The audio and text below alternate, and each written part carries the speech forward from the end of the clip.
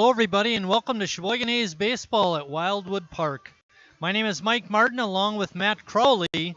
We will be bringing you tonight's game versus the River Falls Fighting Fish of the St. Croix Valley Baseball League. Starting pitchers for tonight are, for Sheboygan, is going to be number 36, Phil Schmidt, and starting for River Falls is number 16, Jake Lindsay. Starting lineup for River Falls is Ty Denzer at shortstop leading off. Batting second and playing third base, Lucas Lidke. Batting third and playing first base, Spencer Diedrich. Batting fourth and catching, Andy Metcalf. Batting fifth and playing center field, Miles Liebren. Batting sixth and pitching, Jake Lindsay. Batting seventh, the left fielder, Josh Iden. Batting eighth, the right fielder, Jackson Larson. Batting ninth, the second baseman, Matt Bacon. And the extra hitter, batting 10th, Mark Blaschko. For Sheboygan, defensively, they have Harry Stout at first, Ross Christ at second, Jacob Neese at third, and Joey Pettit at shortstop. Round the outfield, we have Mark Warner in left, J.T. Reed in center, and T.D. Walker in right. Catching tonight is Ethan Scherg, and again pitching Phil Schmidt. Our umpires, behind home plate, we have Paul Grauman, and on the bases, Dale Niels. Schmidt, the left-hander, brings in the first pitch. It's hit through the hole at short. Good start for the Fighting Fish. And that brings up third baseman Lucas Lidke. Weather report for game time. We have 85 degrees, clear skies, and a light breeze blowing from left to right. Sheboygan, of course, is managed by Tim Moyer with assistance from Ken Neese. Beautiful night out here at Wildwood Park. A couple of announcements. During the fifth inning, Scott Stengel, the A's president, will be up in the press box. We'll be interviewing him. You want to be around for that. And on a sad note, in a game just the other day, Sheboygan catcher Shane Ryan hurt his hamstring. He's out for the year with an apparent torn hamstring, and that's a huge loss for Sheboygan. That puts Ethan Scherg back there and possibly Harry Stout. There was word that Colin Butkevich, who started at catcher last year for Sheboygan, was cut by his Northwoods League team and independent pro team, and he may be back. We're hoping for that. That pass ball by Scherg allows Denzer to go to second.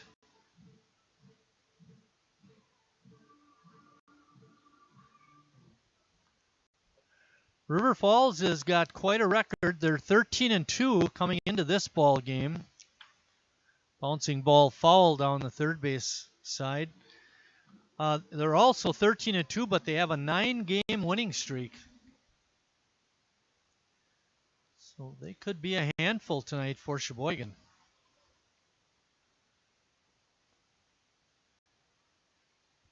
Matt was telling me before the game it's about a 4.5 hour drive from River Falls over here to Sheboygan. That's if you take the quick route. The long route is 5 hours. There's a 1-game trip for them. They're coming over to play us. They're going to stay overnight and then drive back tomorrow morning. Sheboygan has a busy 3 days. They have this game tonight, a doubleheader tomorrow against the Chicago Clout, and then another doubleheader on Sunday against Kenosha.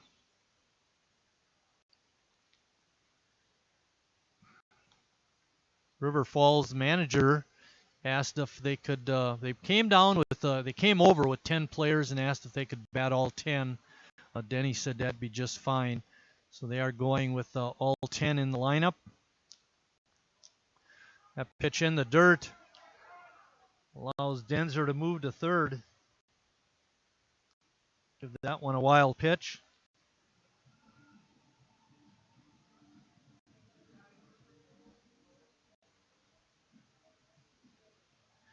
Can't be giving up those bases like that, allowing them to move up a base. Will come back to hurt you in the end. 3-2 count on the batter. That pitch is low.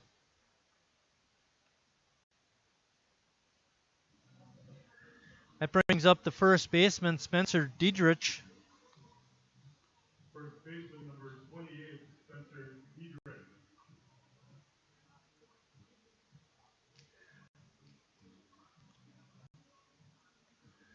See how River Falls decides to do this with the runners on first and third.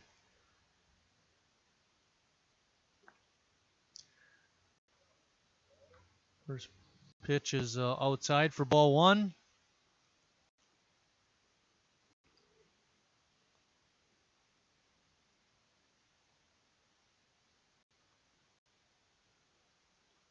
Another pitch in the dirt. Wow, this is not good. Wild pitch allows Denzer to score, and Litke goes to second base.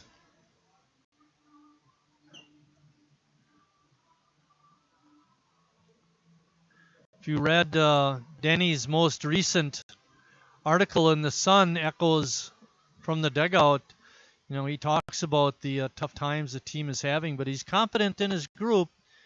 Thinks they will get better as the season moves along. That pitch hit the batter.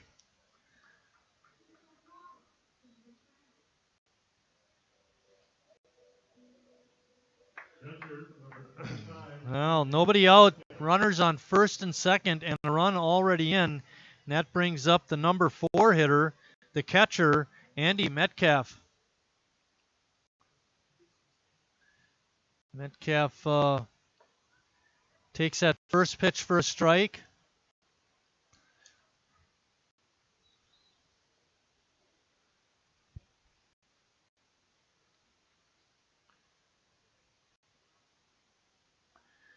Schmidt is from Milwaukee, attends UW Stout.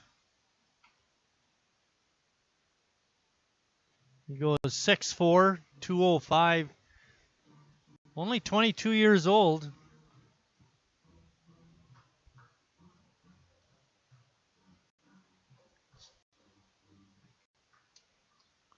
Need to get some outs. Swing and a miss. On a ball in the dirt, Metcalf is out swinging. And that brings up the number 5 hitter, Liebren, the center fielder. Number 11, Miles Liebren.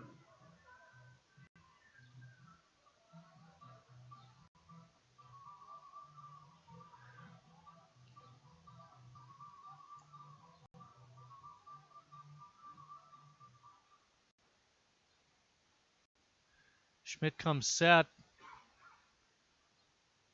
and delivers. Bouncing ball down the third base side is foul.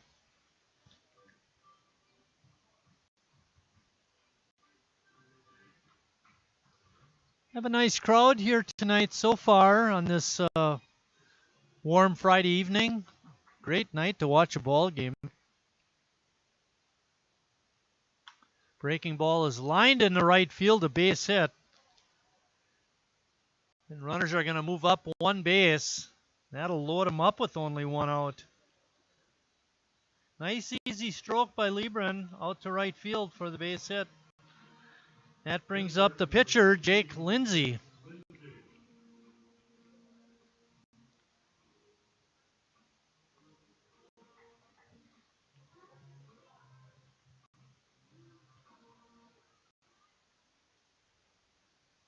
Schmidt in a tough jam here in the first inning.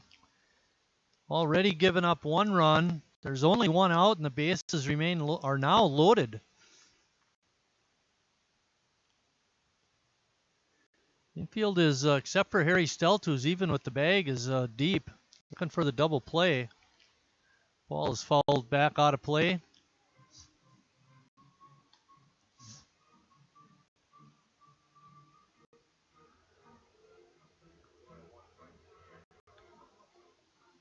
Count is even at 1-1. There's one out.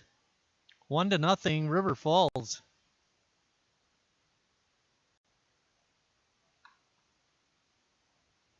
Slow roller down the first base side.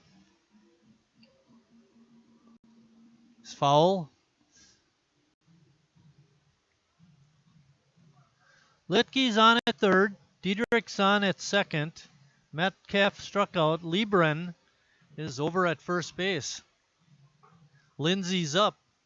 Got 2 strikes on him.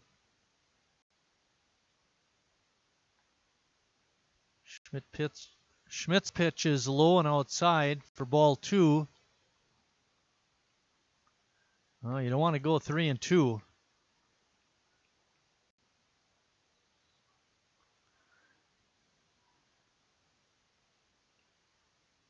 Swing a foul tick into Scherg's glove for a strikeout, and that's out number 2. And that brings up Josh Iden, the left fielder.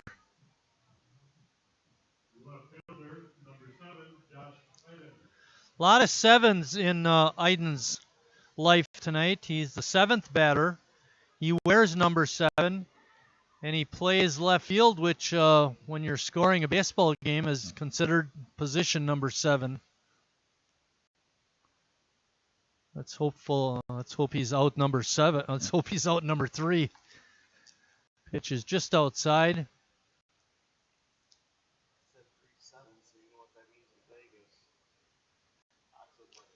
3 7s in Vegas means lots of money. Yeah. Schmidt goes 2-0 on Iden. I tell you, it'd be excellent to get out of this mess with only 1 run being scored. Schmidt has an opportunity. And that pitch is way inside. 3-0 is the count. Good stop by Scherg. Keep the runners from moving up.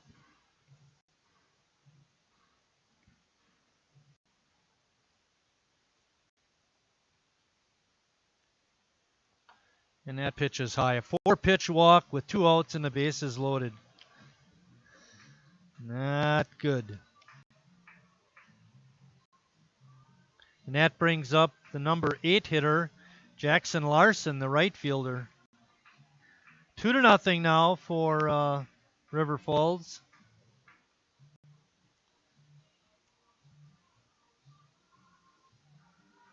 Looks like Brad Reinflesch is serving as the pitching coach tonight. Brad was also very involved in the infield-outfield warm-up the A's had prior to the start of this game. Hit all the fly balls and ground balls to the players. Right fielder, number 22, Jackson Larson. Bases remain loaded, but there are 2 outs. 2 runs in for River Falls.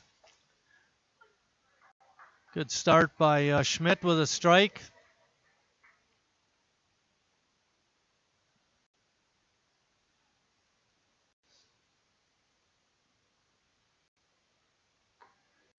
Pitch almost hit the batter. Still having a hard time with his control. 1-1 is the count.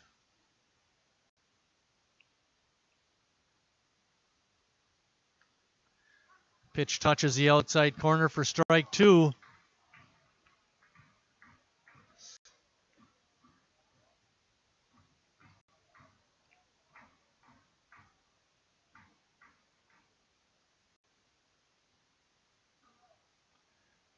Pitch in the dirt outside for a ball.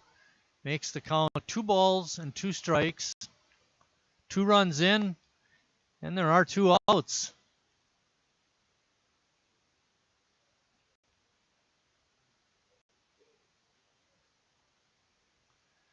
Oh, the grumbling's going on up here in the press box already, and it's only the first inning. Pitch is fouled back off the netting. At least we're not biking on the umpires already.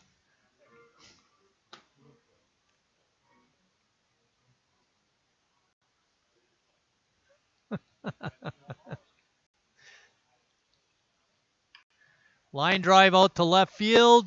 Base hit, and it's a fair ball. 2 runs to score, and it's now 4-0.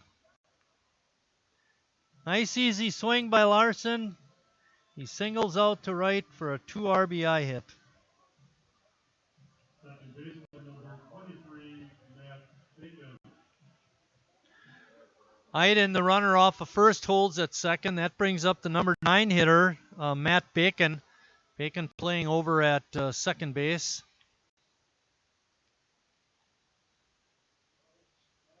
Remember, all of the River Falls players are batting tonight. They brought 10 to Sheboygan. All 10 are hitting. The extra hitter, Mac Blashka, is on deck.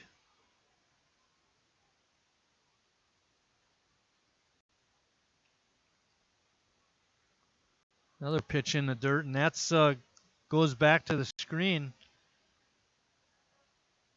Another wild pitch for Schmidt. It's 3 in the inning.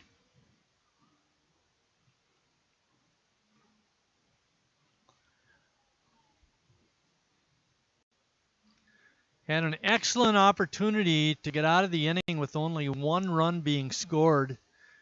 And River Falls has 4 already. Breaking pitch is a strike. Makes the count 2 balls and 1 strike. Sure, getting a workout behind home plate.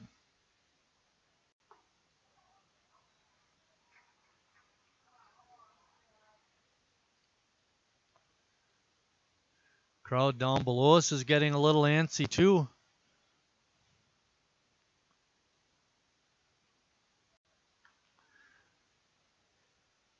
Bacon hangs in there by fouling it off. It's 2 balls and 2 strikes.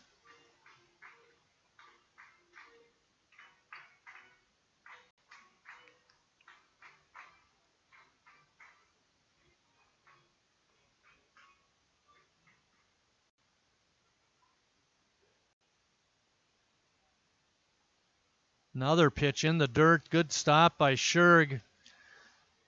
Just by Ethan's body language, you can see he's getting a little frustrated. He's almost had a full game workout, and it's only the top of the first inning. 39 pitches. Number 40 is in the dirt. And there's another walk, and that loads the bases. That brings up the number 10 hitter, Mac Blashko. Extra hitter number 20, Mark Blasco.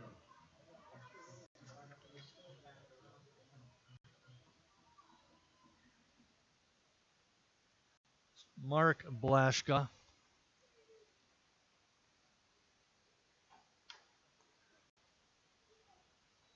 Ball is tap foul.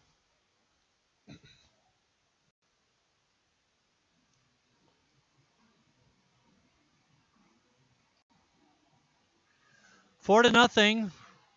Sheboygan hasn't even come up to bat yet.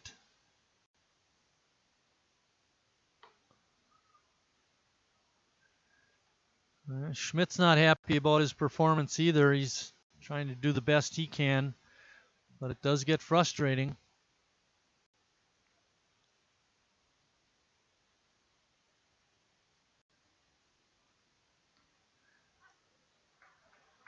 Scherg throws it out to second base.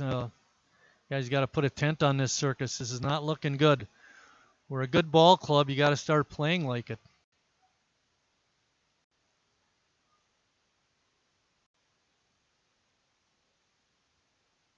One ball and 2 strikes.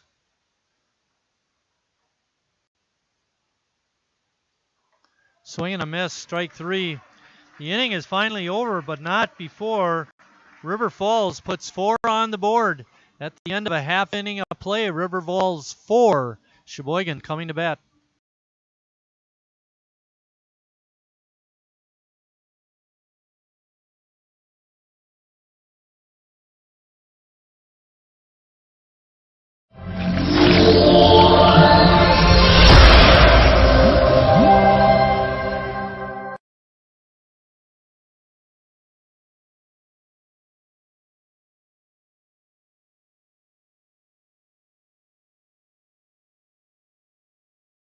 Carrier asks, what does comfort mean to you? We know it means more than just the temperature. And the people who invented modern air conditioning keep inventing new ways to make you comfortable. Carrier, turn to the experts. For your heating and cooling needs, call Advanced Comfort Systems, Sheboygan's only Carrier factory authorized dealer.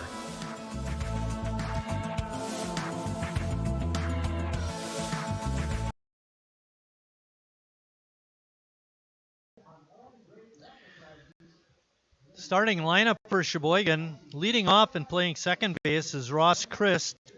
Batting second and playing shortstop is Joey Pettit. Batting third and playing first base is Harry Stelt.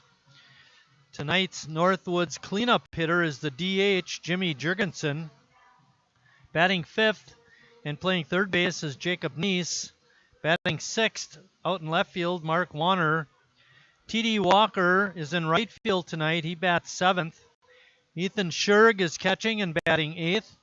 And back with the ball club after a brief stay in the Northwoods League, I believe it was, is J.T. Reed. Reed batting ninth and playing in center field. Defensively for River Falls, they have Spencer Diedrich at first, Matt Bacon at second, Lucas Litke at third, Ty Denzer at short. Around the outfield, Josh Idens in left. Miles Liebren is in center, and Jackson Larson is in right. Catching is Metcalf, and again, catching is Lindsay.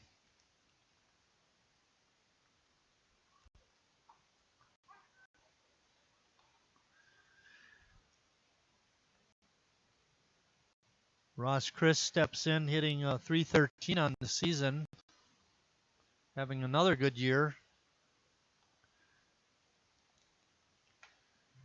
Ross has 11 RBIs. Second on the club in walks drawn. He has 19. Harry leads in that department with 22.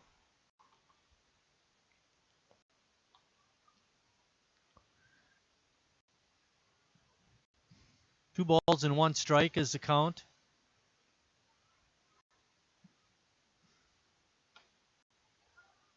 Right on the inside corner for strike two.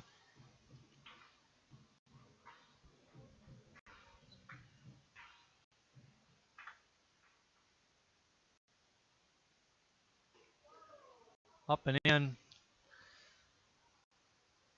Makes the count 3 balls and 2 strikes. Waiting in the on-deck circle is Joey Pettit. Sheboygan's down 4. Nice to get the leadoff hitter on.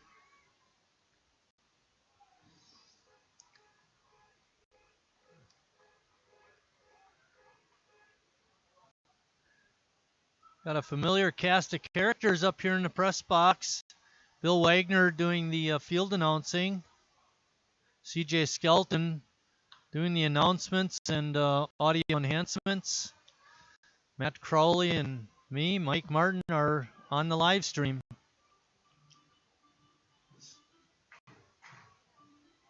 We are allowing visitors tonight. The only stipulation is they have an A's shirt on or an A's cap. And Chris works a walk. Good job by him. Good start for Sheboygan. as they try to come back. That brings up Joey Pettit. Pettit had quite a Sunday when we were here last weekend. After the couple games during the week, he's up to 326 for a batting average on the season.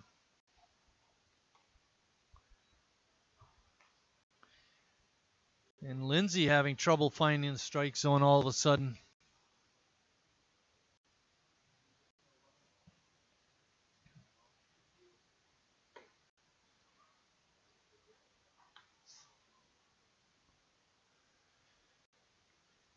Pettit swinging at the high hard one. Looked to be out of the strike zone, actually. Christ on the move. Strike called. And Ross with a stolen base.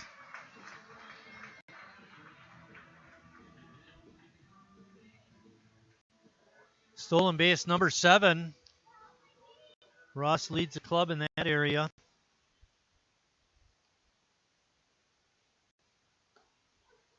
Taking a strike on the outside corner is Joey Pettit. There's one out for Sheboygan. That brings up Harry Stelt. First baseman, number 19, Harry Stelt.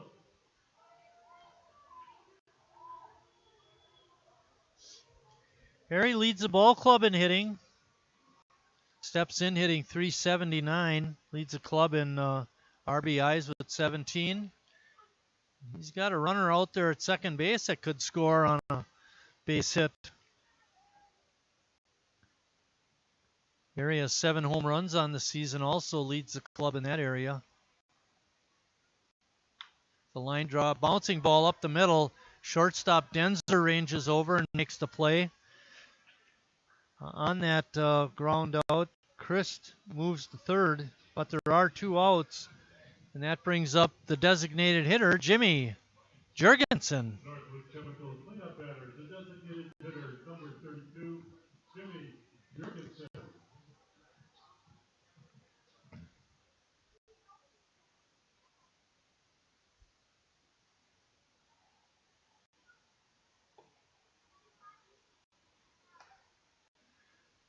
Jurgensen takes that first pitch for a ball.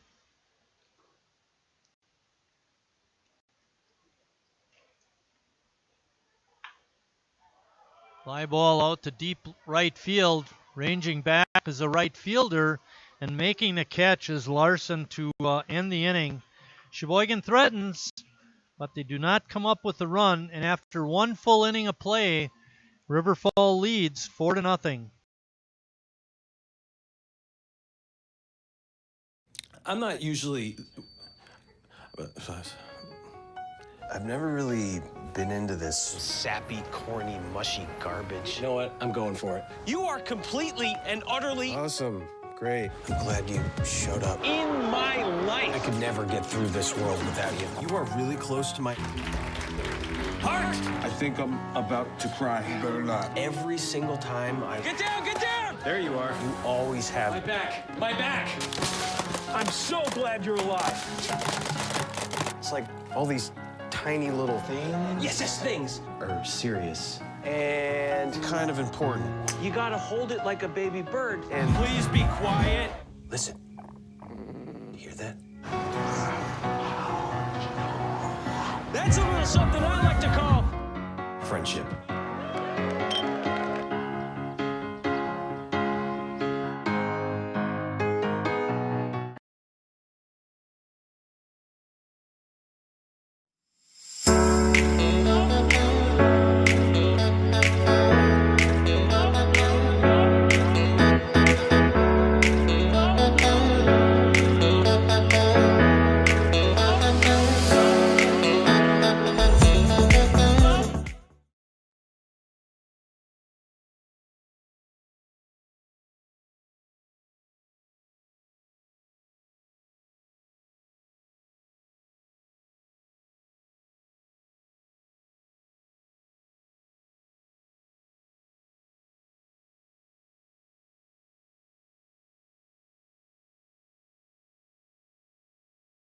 Oh, you broke it. Well, just like we did in the first inning, Ty Denzer is leading off the inning. River Falls in the top of the first scored 4 runs and sent all 10 hitters to the plate.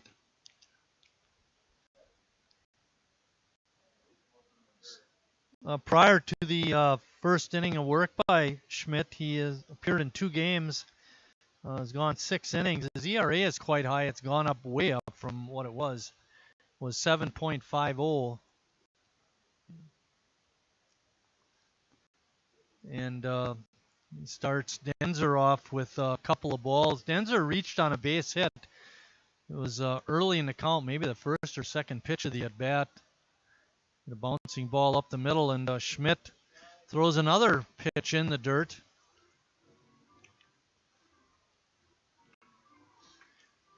The last time umpire Grauman was here, he worked the plate and got hit, I think, 3 or 4 times, and a couple of them looked quite serious. We had to stop the game.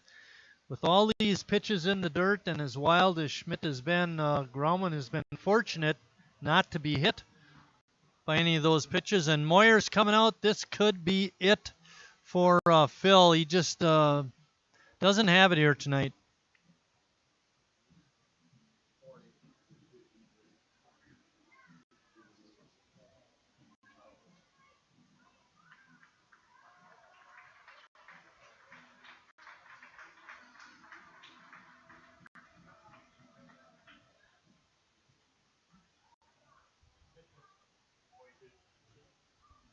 Coming in to pitch for Sheboygan is Peyton Voigt. Peyton, this is going to be Peyton's 5th game. He has made 1 start. He's only gone 3 2/3 innings. Has not had a lot of success this year. Hopefully he can come back and do a little better tonight.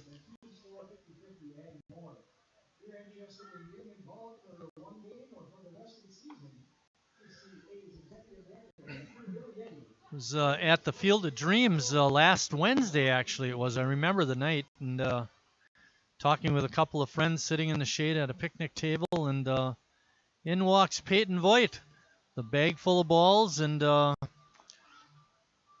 screen, portable screen, and he was working on his pitching. So he takes it seriously, and hopefully that practice and that seriousness will help him out tonight.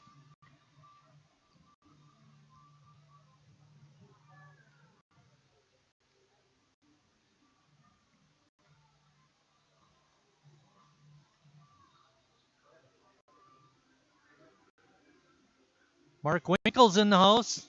You can see him down there in your monitor. Now pitching for the Ants, number 40, Peyton Voigt.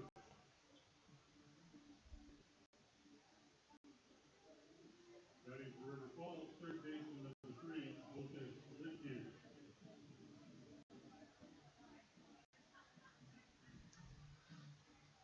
Lucas Litke is up. Litke walked and scored in the first. Denzer's on at first. He walked to lead off the inning. And that forced Moyer's hand. He took Schmidt out of the ball game. He just didn't have it tonight. And that happens sometimes.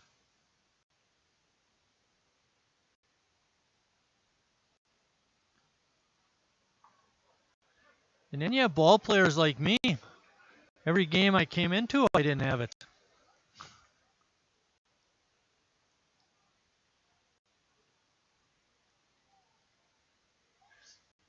But that's another story. Fly ball out to right center field. Long run for Reed. Nobody's going to get to that. Bounces off the wall.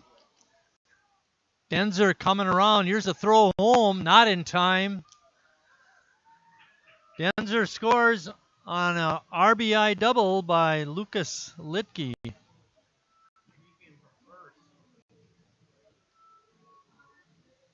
First baseman number 28, Spencer Diedrich. That brings up Spencer Diedrich. Diedrich reached on a hit by pitch, and he scored in the first also.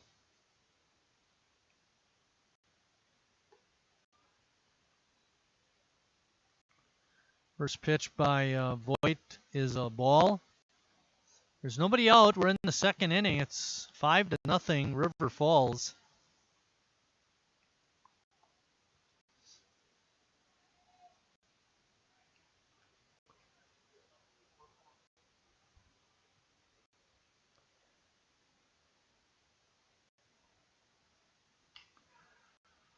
Ball is bounced foul.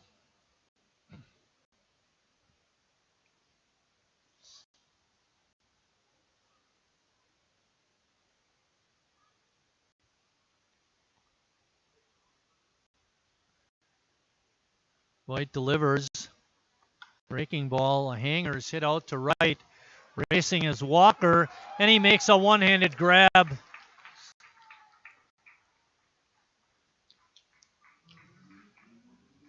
Quite a catch out there by T.D. Walker. Tagging and moving over to third was Litke. Good running, base running by him.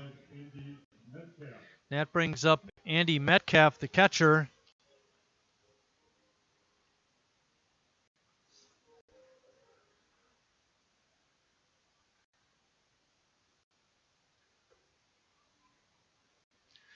I'll give you Phil Schmidt's line. It's complete now. He pitched 1 inning. Gave up 3 hits, 5 runs. All of those runs were earned. Walked 4. Did have 3 strikeouts. Amidst all that trouble in the first inning, he did strike out the side. Count is 2 balls and 1 strike to Metcalf. We have 1 out. Litke's on at third. There is a run in already.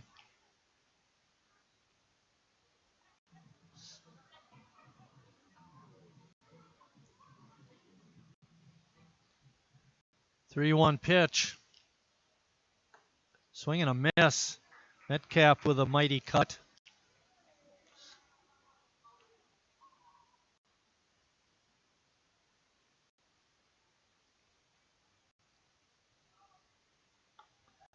And another strikeout by Metcalf. Voigt getting that one. There's 2 outs now. Miles Liebren is up, the center fielder.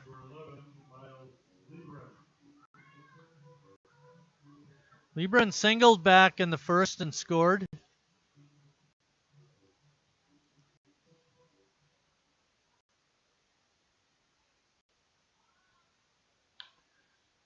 Voigt's first pitch is fouled off. 5-0 seems like a lot. It's quite a bit, but it's nothing that can't be overcome. We've seen stranger games with larger leads and had people come back. Yeah, CJ just saying down 8-0 in Green Bay and took a 10-8 lead. Only to lose it 12-11 in extra innings.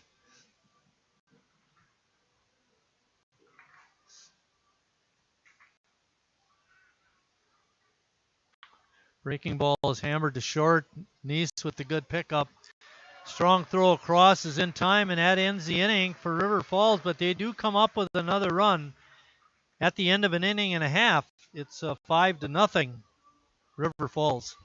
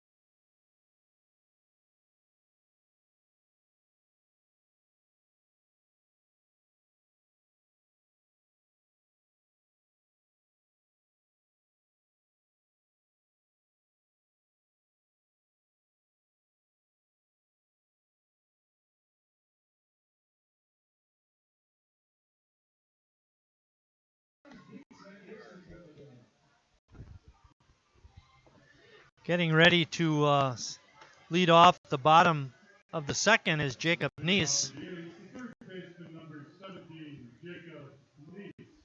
Neese has 6 doubles, a triple, and 2 home runs.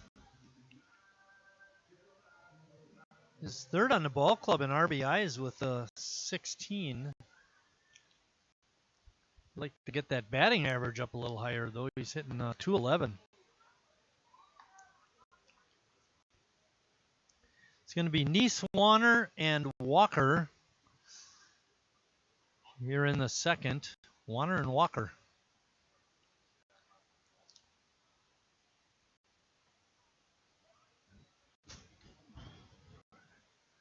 That pitch is in for a strike, makes the count no balls and 2 strikes.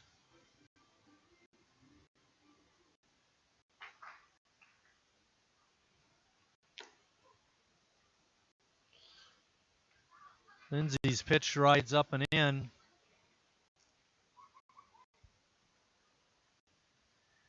We've mentioned this before, but Jacob's dad, Ken, is coaching over at first base. Tim Moyer's assistant. I think Tim's got 2 assistants tonight. Ken and Brad Reinflush. Brad serving as pitching coach.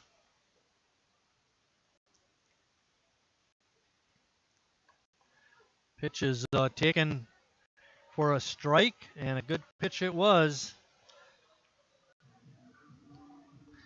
Got to be swinging with 2 strikes when they're that close. Left fielder number 16, Mark Warner. Mark Warner is up next.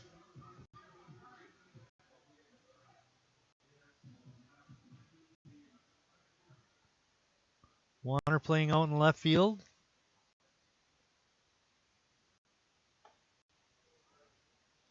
Mark having a tough start to the beginning of his season, hitting 178. Has scored 7 runs. That hit Mark. Sheboygan has a base runner.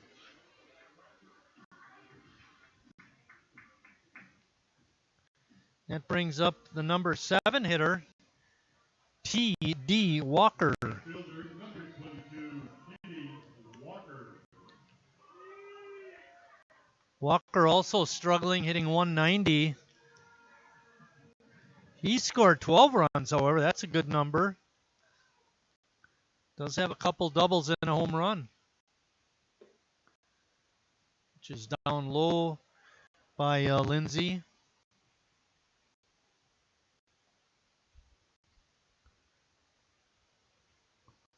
Warner has 2 stolen bases on the year, and there he goes.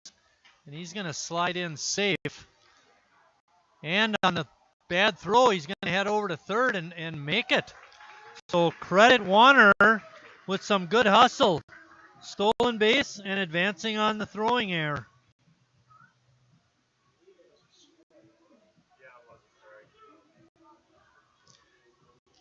That's River Falls' first error. That may be good for a Butterburger. We'll have to wait and see. It's just off the outside corner. Makes the count 2 balls and 1 strike. Sheboygan looking for their first run of the night. There's a line drive out to left. That's over the head of the left fielder. Walker cruises into second with a stand-up double. Iden, the left fielder, looked like he was a little fooled by it. He went over. Looked like he might have had a play on it, but it was clearly way over his head. He misjudged it. That brings up the catcher for Sheboygan, Ethan Scherg.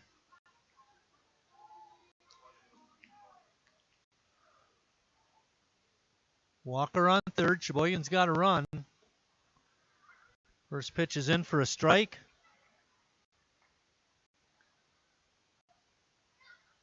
Ethan hitting an even 300 on the season. He's 6 for 20. Check that, 7 for 26.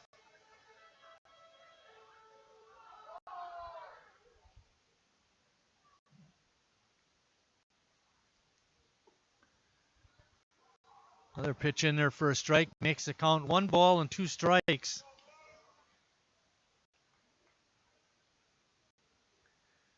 Ethan hitting .269 on the year.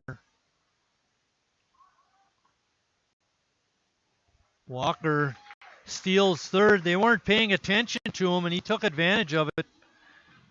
Cruising into third. 2-2 is the count to Ethan. Infield is back. Any ground ball to the infield should get Walker home. Scherg fighting that pitch off.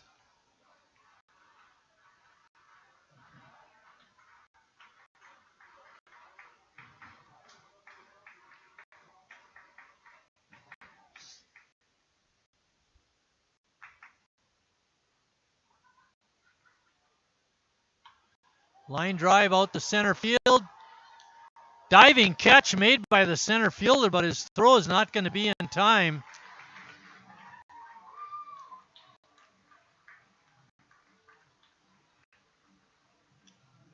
Sure can't believe he's out, but it was a very nice play by the center fielder.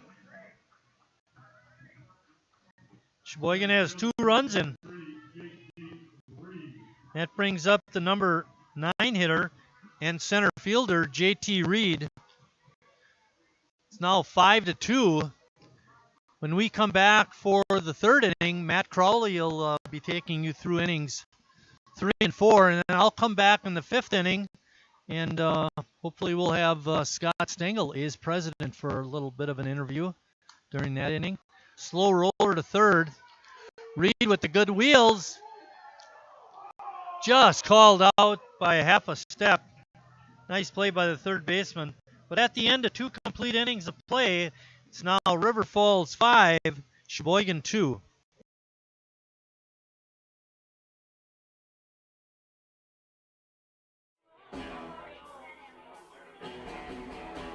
All right, guys, we got teriyaki, honey barbecue, and mild.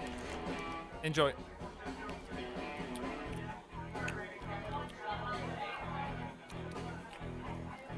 All right, DOA wings, hottest on the menu.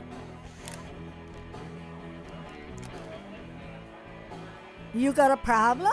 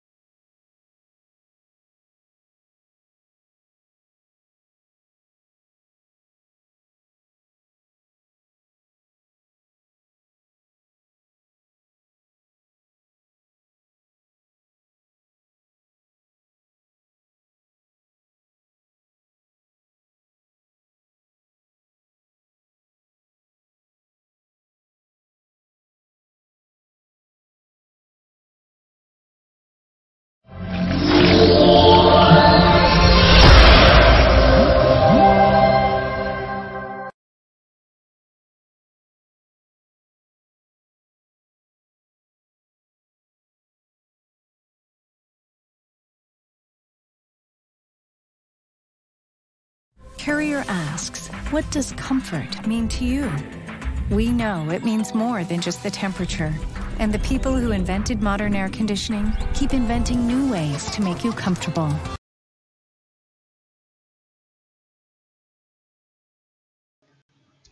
Welcome back here, top of the third. I'm Matt Crowley. I'll be taking you through innings 3 and 4. And now batting for River Falls, the pitcher, Jake Lindsay.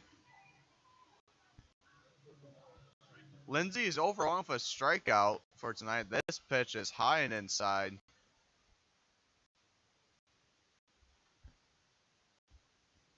Sheboygan did manage to score 2 runs in that last inning. This one's popped up. Harry Stelt's under it. And Harry makes the grab for out number 1. After a shaky first inning, Sheboygan managed to get some runs in during the last inning that they were up. Now batting for River Falls is Josh Iden. Iden is a left fielder. Voigt's pitch is delivered just outside for ball number 1. Voigt watches that one, goes right by him for strike 1. Counts 1-1. River Falls leads Sheboygan 5-2. Voigt tries to paint the corner, but just not able to for ball 2.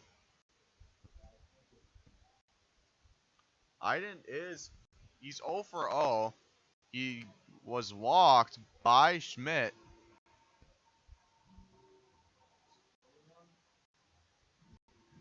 That last pitch makes the count 3-1. And with that pitch, Iden will go to first on another walk. Iden has also been serving as manager tonight, as I've been told. And now batting for River Falls is Jackson Larson. Larson is 1 for 1 with a single with a 2-run RBI. First pitch by Voigt is a strike.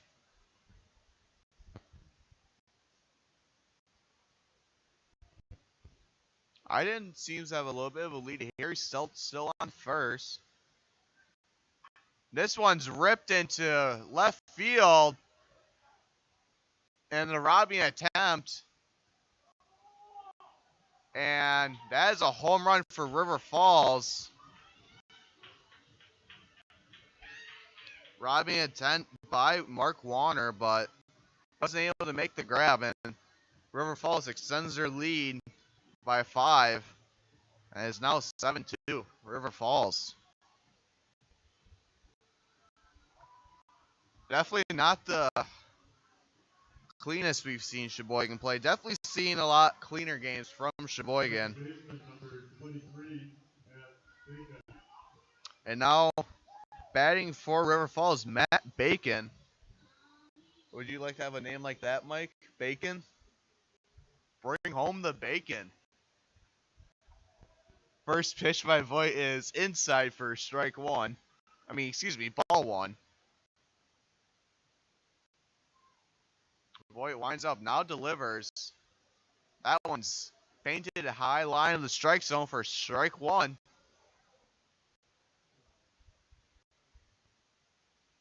Just looking at the scoreboard, interesting just to see the hits, errors, and runs. Sheboygan has 7 runs, 5 hits, and only 1 error, while Sheboygan has 2 runs and only 1 hit, but no errors. Try to paint that outside corner. Counts even at 2-2. Had a 1-2, but now it's 2-2.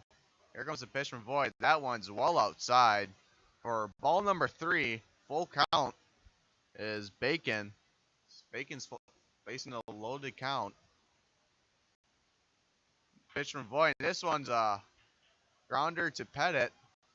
Now here it's Pettit to Stell is good for out number 2. Now batting for River Falls, the extra hitter is Mark Blaska.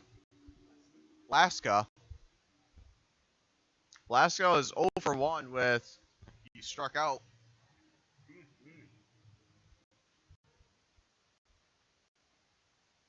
Voigt winds up, now delivers. This one's ripped into left field.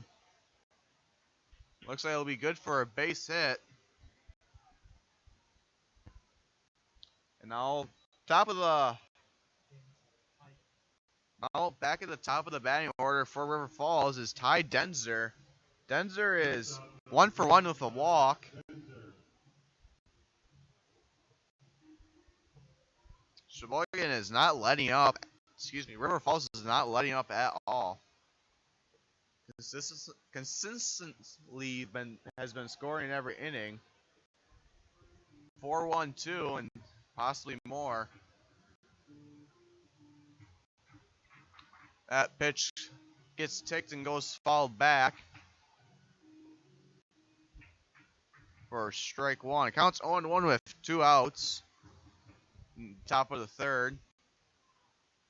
Voigt gets set on the mound. Now delivers. Low pitch for ball 1. Stell hasn't moved off of first base as Blashka is on. Now this one's fouled into the bullpen of Sheboygan. That'll be strike 2. Counts even at 1-2 with 2 outs here in the top of the third. River Falls leads at 7-2.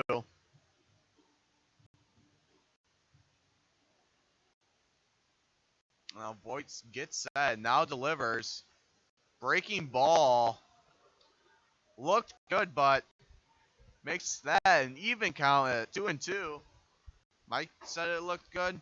It looked good, but umpire saw something different. Now here comes a pitch from Voigt. Fastball, that goes ticked, fouled back. Count still even at 2s. 2 strikes. Excuse me, 2 balls, 2 strikes, and 2 outs.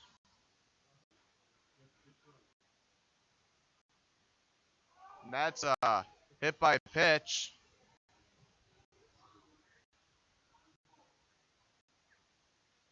I do believe that's, the 3rd hit by pitch tonight by both teams? Third baseman number 3, Lucas Lidke. And now batting for River Falls is Lucas Lidke, excuse me.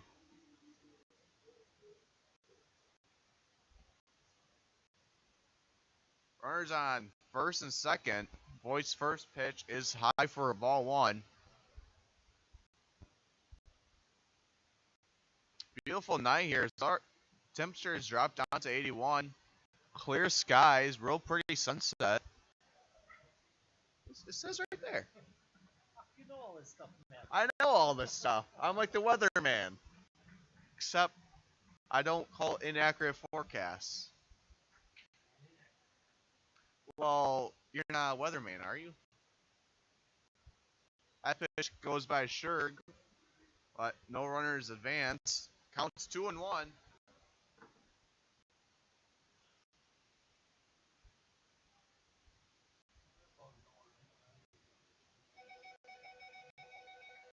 We are now officially 1 hour in, as Mike said, and not through even 2.5 innings even. Not even through 2.5 innings. This is going to be quite the long one. If you're joining, you're in for the long haul. Now Voigt delivers. Pitch low for ball 3 at full count at 3-2 with 2 outs. Have an opportunity to get Sheboygan back on the offense at batting. Here comes a pitch from Voigt. Swing and a miss to close out the inning. And Sheboygan will be up to bat at the bottom of the third. River Falls 7, Sheboygan 2. We'll be right back.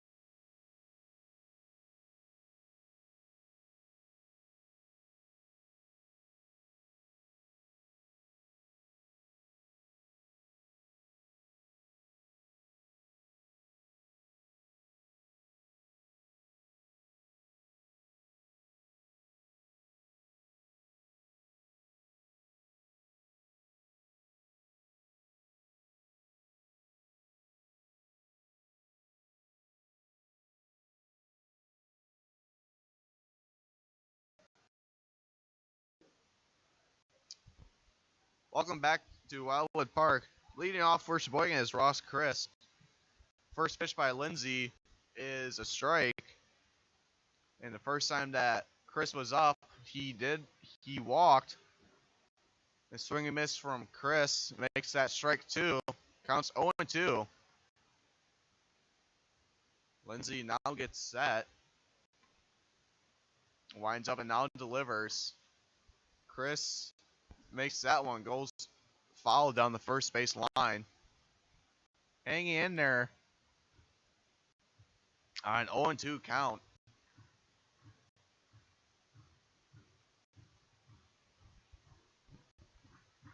On deck, you have Joey Pettit, and in the hole, you have Harry Stelt.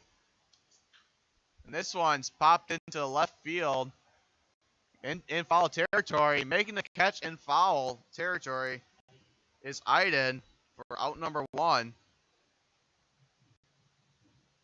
Made the one-handed grab kind of by the fence, about, I would say, 3 or 4 feet. But now up for Sheboygan is Joey Pettit. Pettit struck out looking the first time he was up, so he's 0 for 1 on tonight. Here comes the pitch from Lindsay. Breaking ball just low for ball 1.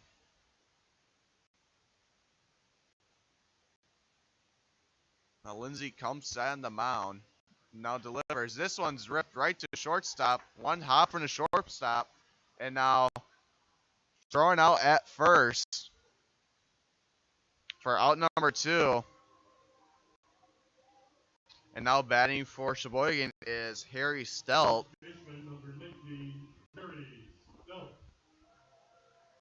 Harry got grounded out the first time he was up. 6-3, shortstop to first base. 0 for 1 on tonight's game.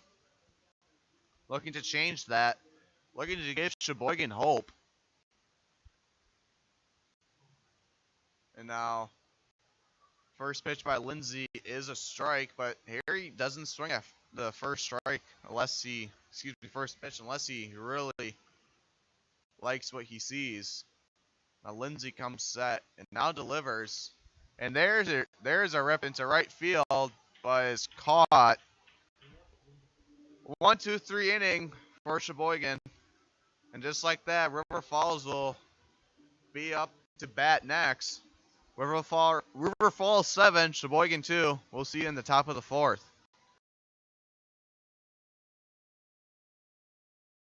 I'm not usually...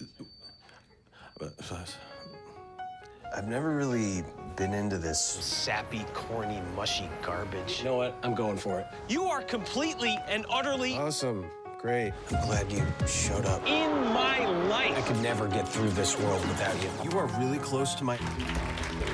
Heart! I think I'm about to cry. You better not. Every single time I... Get down, get down! There you are. You always have... My back, my back. I'm so glad you're alive. It's like all these tiny little things... Yes, things. ...are serious and kind of important. You gotta hold it like a baby bird. And... Please be quiet. Listen. You hear that? That's a little something I like to call Friendship.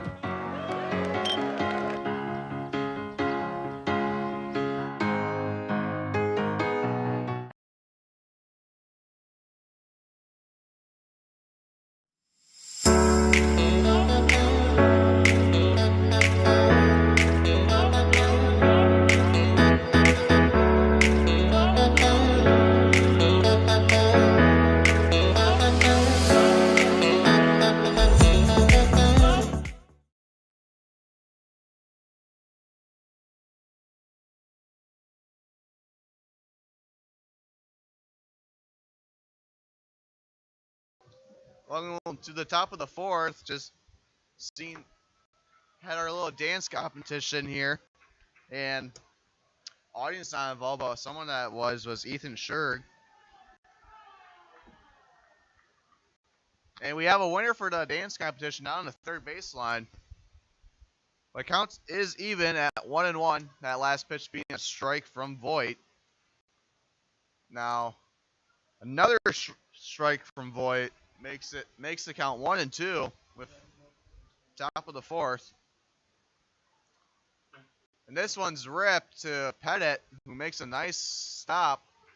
And Harry lunging and makes the out. Harry almost did the splits over there. But nice job for him. And now batting for River Falls is Andy Metcalf. The catcher, Metcalf's 0 for 2. Struck out both times.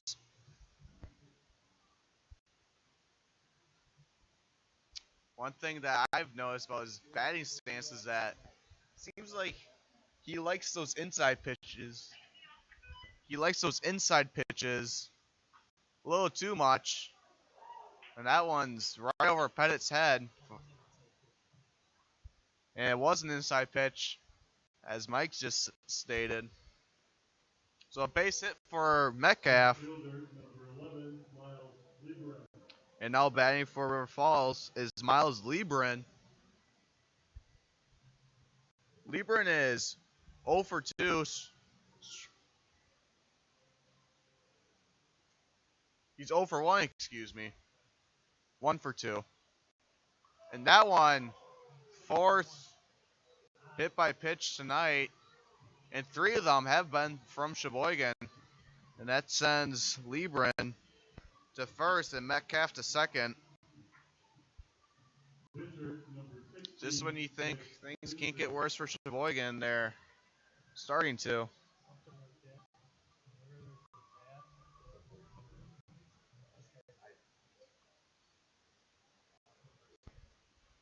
And now batting for River Falls is the pitcher, Jake Lindsay. And Lindsay is 0 for 2. Struck out the first time, then popped up.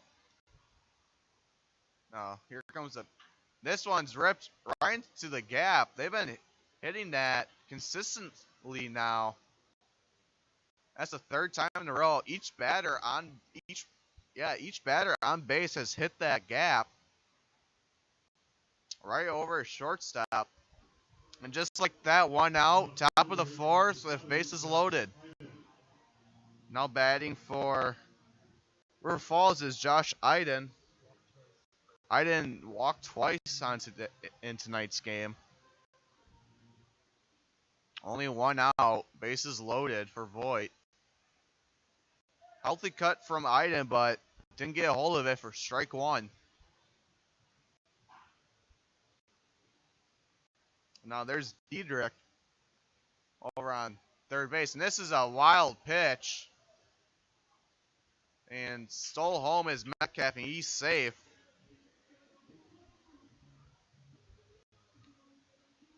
River Falls extended their lead by 6 now, 8-2 with 1 out, but no longer with bases loaded.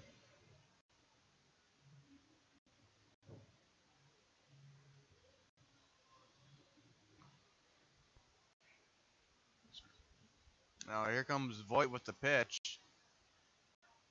Follows a wild pitch up with a strike.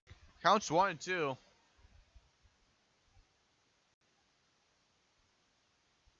Now here comes the pitch from Voigt again. This one was a breaking ball right in the middle.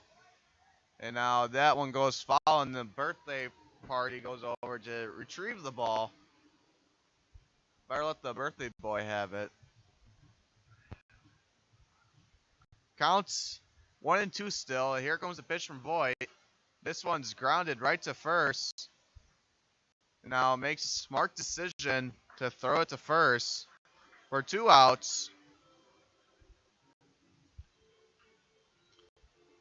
River Falls does have 2 runners in scoring position on second and third. Now batting for River Falls is Jackson Larson.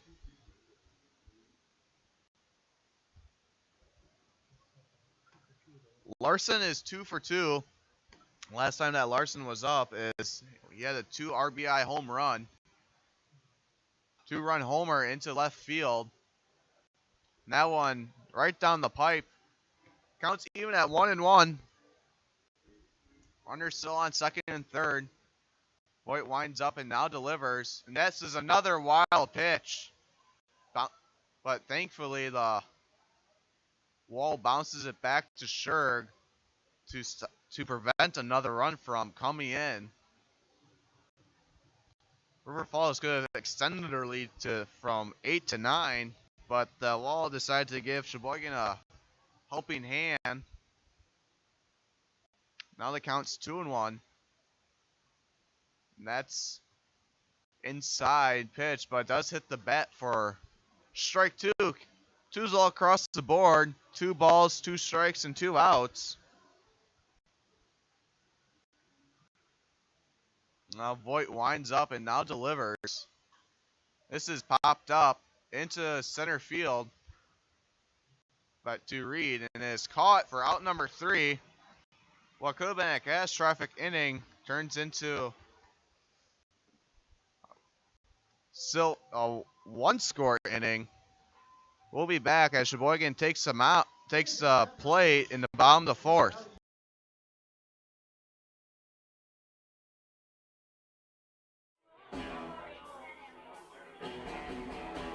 All right, guys, we got teriyaki, honey barbecue, and mild. Enjoy.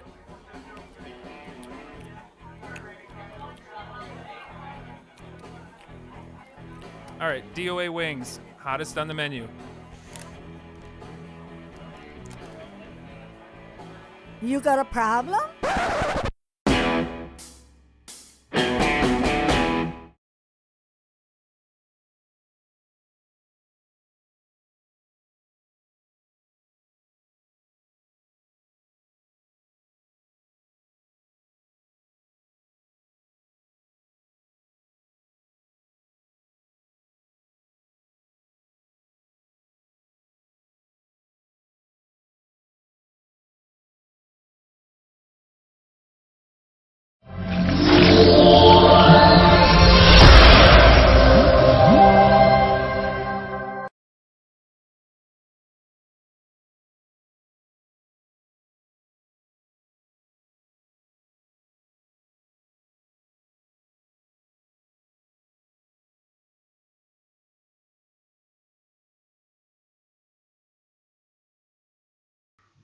Welcome back to the bottom of the 4th, where Sheboygan's up to bat.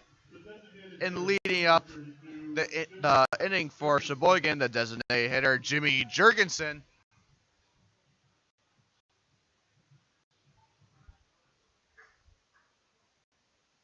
Jurgensen's 0 for 1 in tonight's game. First pitch gets fouled back for strike 1. As you saw again, the ball up deck is Jacob Neese. Now Lindsay gets set. Now delivers the pitch. Inside pitch for ball 1. Counts even at 1-1.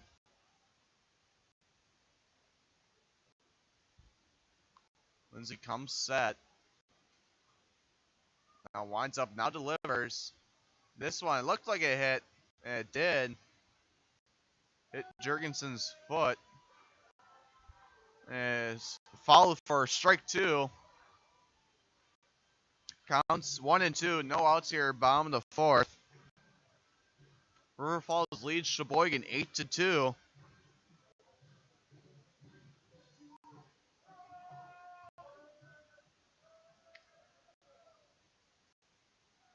Jurgensen re-enters the box. Now Lindsay comes set. Winds up, now delivers. Low pitch for ball 2. Counts even at 2-2. In the next inning, Mike will be taking over. He'll have a little interview coming up for you folks at home. And this pitch to second base and thrown out at first. Now up to bat for Sheboygan is Jacob Neese.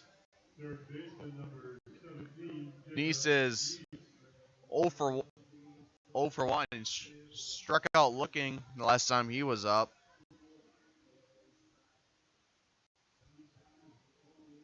Sheboygan needs to look alive out here. Not producing much on offense. Breaking ball inside for ball 1.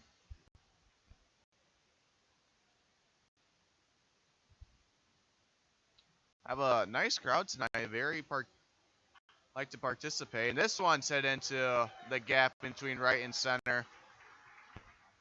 And that's a hit for Jacob Neese, and he'll get a base hit. And this is how Sheboygan scored our 2 runs. We got a 1 base hit and then stole all the way to third. Left fielder, number 16, Mark Warner. And now up for Sheboygan is Mark Warner. The last time he was up, he was hit by a pitch. And speaking about hit by pitches, Sheboygan has hit 3 of those 4 hit by pitches. One of them has been by Schmidt, the first pitcher. Now 2 of them has been by Voigt, the current pitcher for Sheboygan. And that pitch is painted inside corner for strike 1. Now Lindsay comes set on the mound, tries to pick off attempt. Absolutely launches that ball. Second time on Warner. That pitch is just outside for ball 1. Counts even at 1-1. One's all across the board, also with 1 out. Lindsay comes set, now delivers for an inside pitch. Count is currently 2-1 on Warner. Now Lindsay comes set, now delivers. Nice stop by the catcher, Metcalf. Counts 3-1. And now, I do believe this would be the first walk. This one's fouled back for now making it a full count. Excuse me. Ross Chris had to lead off the game, walked.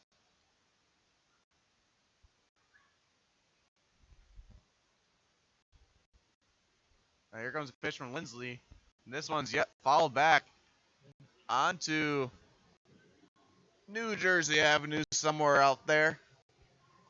There's looks like a slow pitch softball game going over there in the next field next to us. Count's still 3-2, still a full count for Mark Warner. There comes a pitch.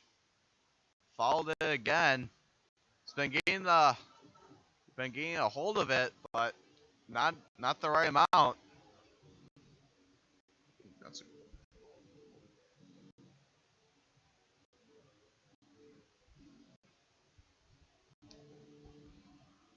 You have Jacob Neese on first. Here comes the pitch. This one's grounded right to second, but doesn't make it. Now BE4. So Mark Warner will get on base off in air. And up for Sheboygan, the right fielder, TD Walker.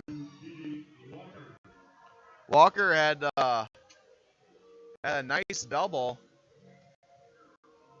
in the second inning, which I do believe made him, which drove in, I do believe was Warner. It was Warner they drove in the second inning to put Sheboygan up on the board. As Sheboygan still trails 8-2. And this one's hit into left. Shortstop's running out and makes over the catch, but it doesn't make it. That'll be another error on the shortstop, Ty Denzer. And just like that, Sheboygan has bases loaded with 1 out. Denzer went out. Probably would have been a smarter play if the left fielder, Iden, came out. And now up to bat is Ethan Shirk. He sacrificed fly in his first up at bat. And this one is called for strike 1.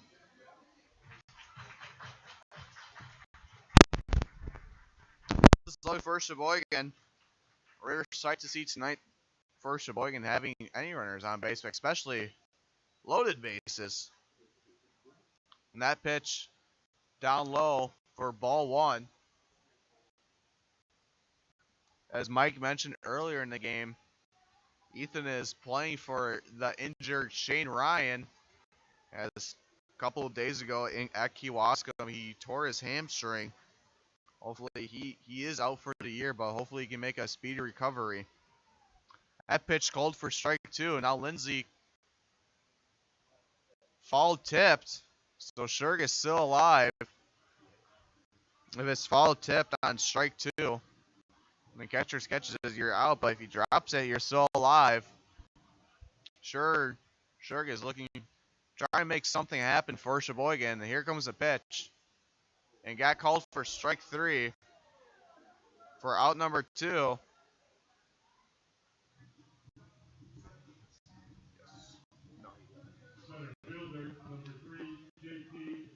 And now batting for Sheboygan is JT Reed. Remember the first time we saw JT Reed? He was a ball boy going out into left field with the perfect running form. He is a speedster. Here comes the pitch from Lindsay. Low strike for strike number one.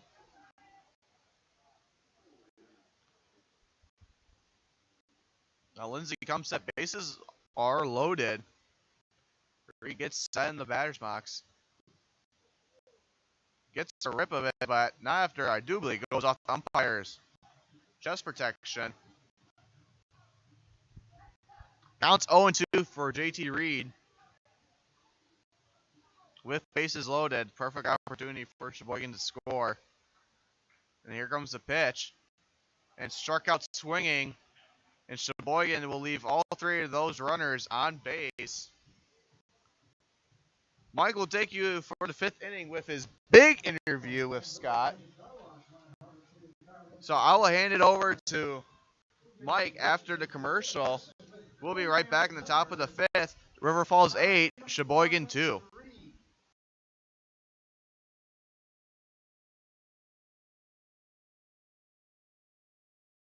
I'm not usually...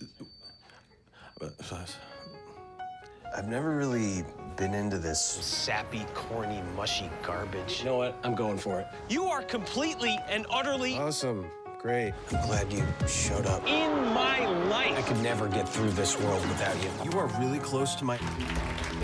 Heart! I think I'm about to cry. You better not. Every single time I... Get down, get down! There you are. You always My have... back, my back. I'm so glad you're alive. It's like all these tiny little things Yes, things. are serious and kind of important. You gotta hold it like a baby bird. And- Please be quiet. Listen. You hear that? That's a little something I like to call Friendship.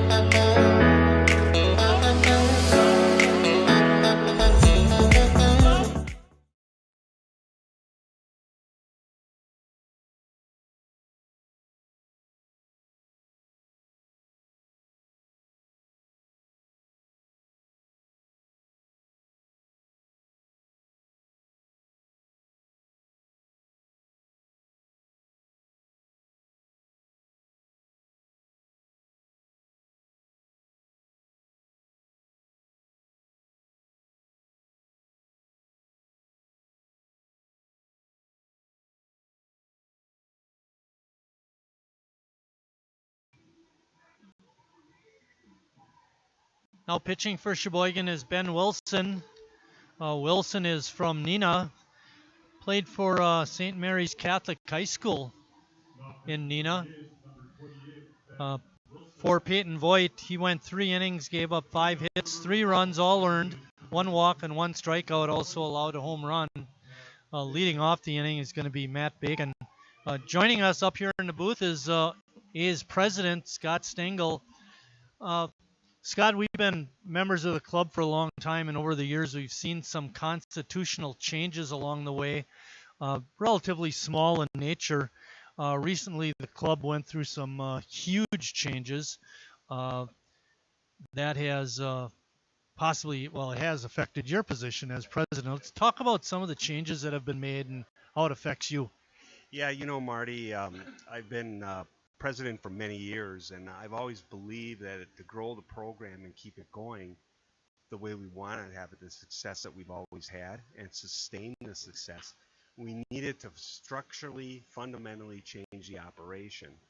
And to do that, we wanted to hire an executive director who would then take charge of the entire operation. Our bylaws at the time didn't have that provision in it, so to create the position, we had to change bylaws and get that approved by the membership. And then in the bylaws itself, it created the position of executive director, and we hired Andrew Villaletti as our first executive director. And the first paid position in the club's history. This club is traditionally all volunteers, and we have some wonderful volunteers, and yourself is one of them. And we got a whole group up here in the booth with you, and many out in the stands. So it was a real fundamental change. But as you know, Danny and Donna Moyer, who originated the program some 59 years ago, I mean, they just aren't capable of doing what they want to do, and there'll never be another Danny and Donna Moyer. So we had to look at their positions and say, well, if we're going to move this forward, they're going to have to take a lesser role, and we need to find someone to take a greater role. Getting back to the game, Bacon reached on a hit by pitch, and that brings up the extra hitter, number 10 in the lineup, Mark Blaska. With the creation of this athletic executive director, he has some sweeping powers. Talk a little bit about that. Yes, he's got full control of the operation of the club. He's got financial control. He can make major decisions in purchasing. He is in charge of the volunteers.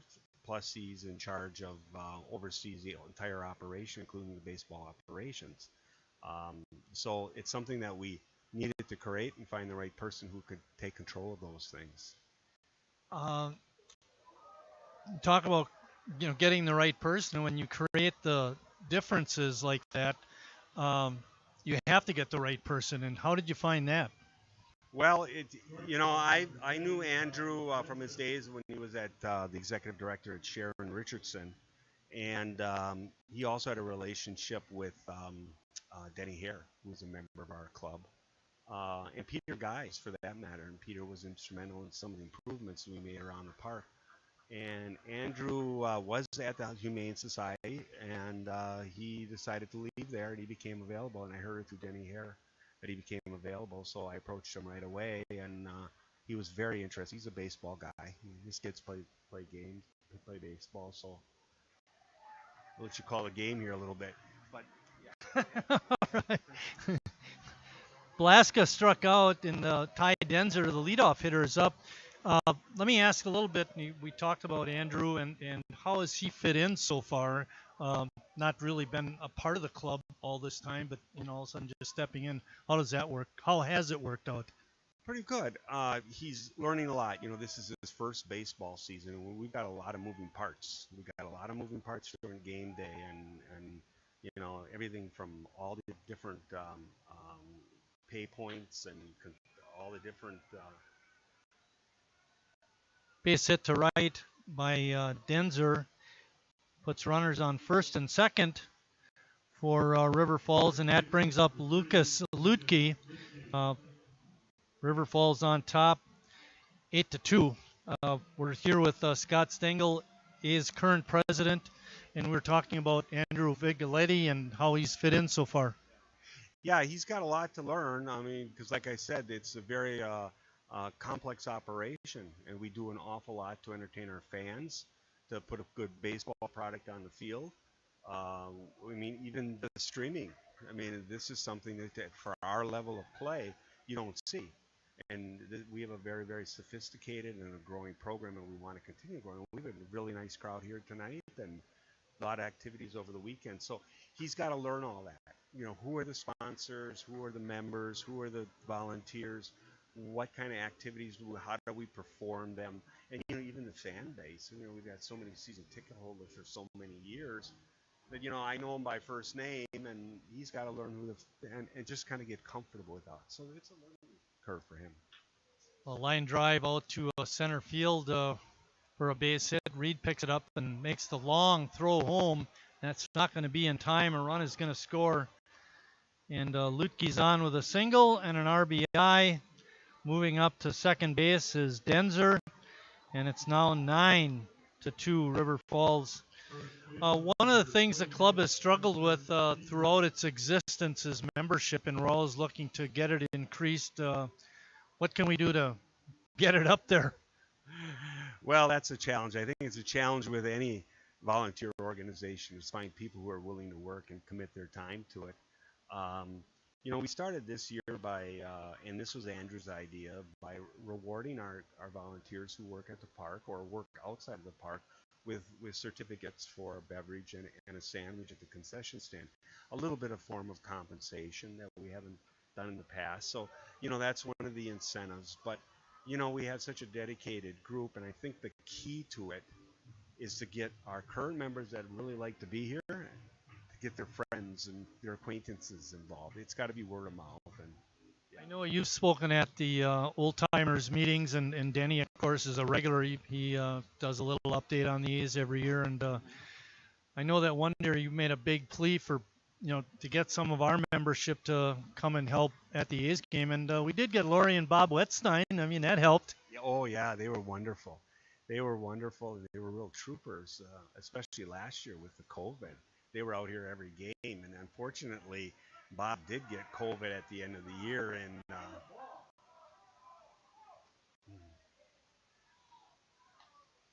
now a wild pitch, and the runner on second came all the way around to score, and the runner on first went all the way to third. Sherg having a hard time finding the ball on that play. Scott, let's talk about one of the biggest of all the items that you can talk about in terms of A's baseball, and that has to do with the future of the ballpark. It's not like it's going to move anywhere, but there is a sign up as real good diagrams and things. Talk about the ballpark and what do you want to see in terms of it and how it changes. Yeah, we introduced a 9-inning program, if you will, or 9-component program. We call them innings. And the first one was the lighting, which we did accomplish.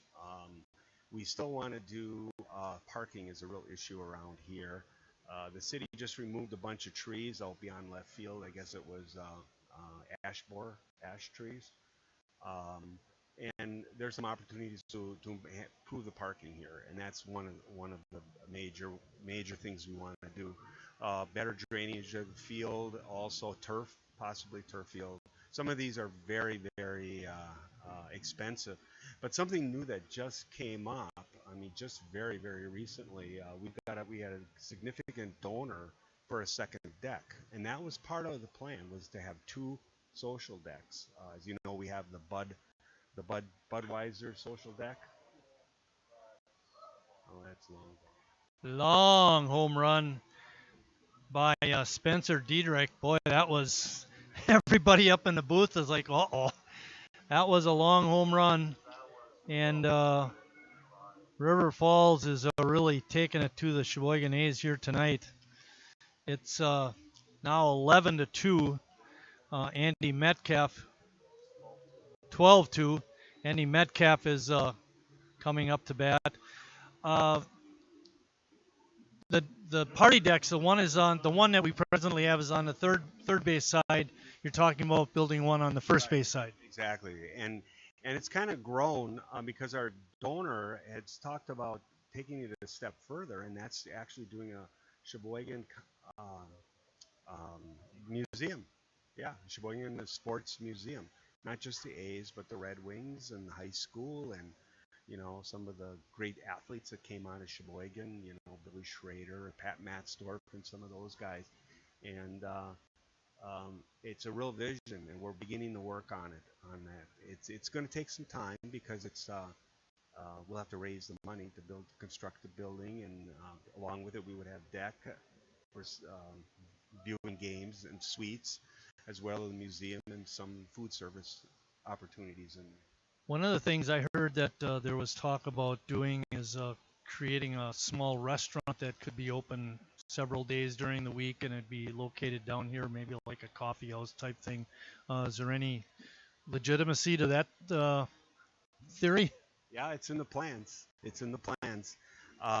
We see it as potentially as an entirely different operation. We're a 501c3, and we work under as a nonprofit, but we may have to create an actual working corporation with a museum director and then maybe a food service director, and create a business that is totally separate from Sheboygan to run that operation.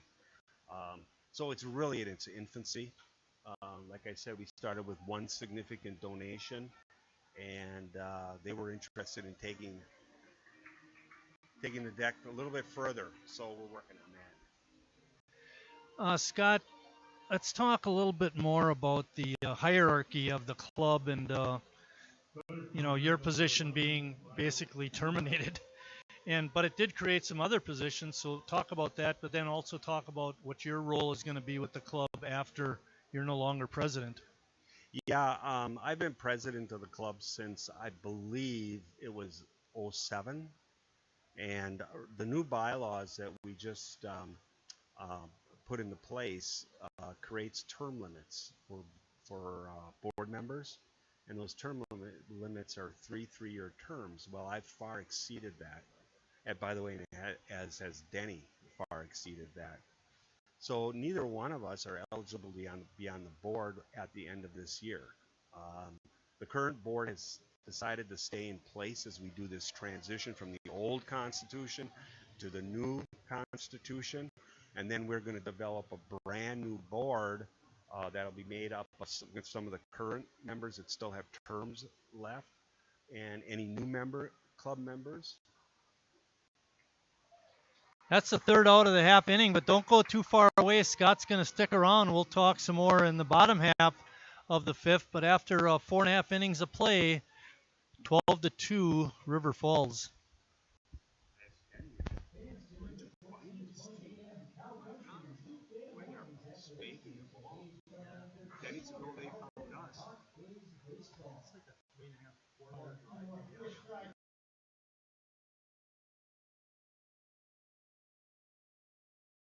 I'm not usually. I've never really been into this sappy, corny, mushy garbage. You know what? I'm going for it. You are completely and utterly Awesome. Great. I'm glad you showed up. in my life. I could never get through this world without you. You are really close to my... Heart! I think I'm about to cry. You better not. Every single time I... Get down, get down! There you are. You always have... My back, my back.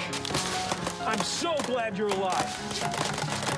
It's like all these tiny little things... Yes, things. ...are serious and kind of important. You gotta hold it like a baby bird. And... Please be quiet. Listen. You hear that? That's a little something I like to call Friendship.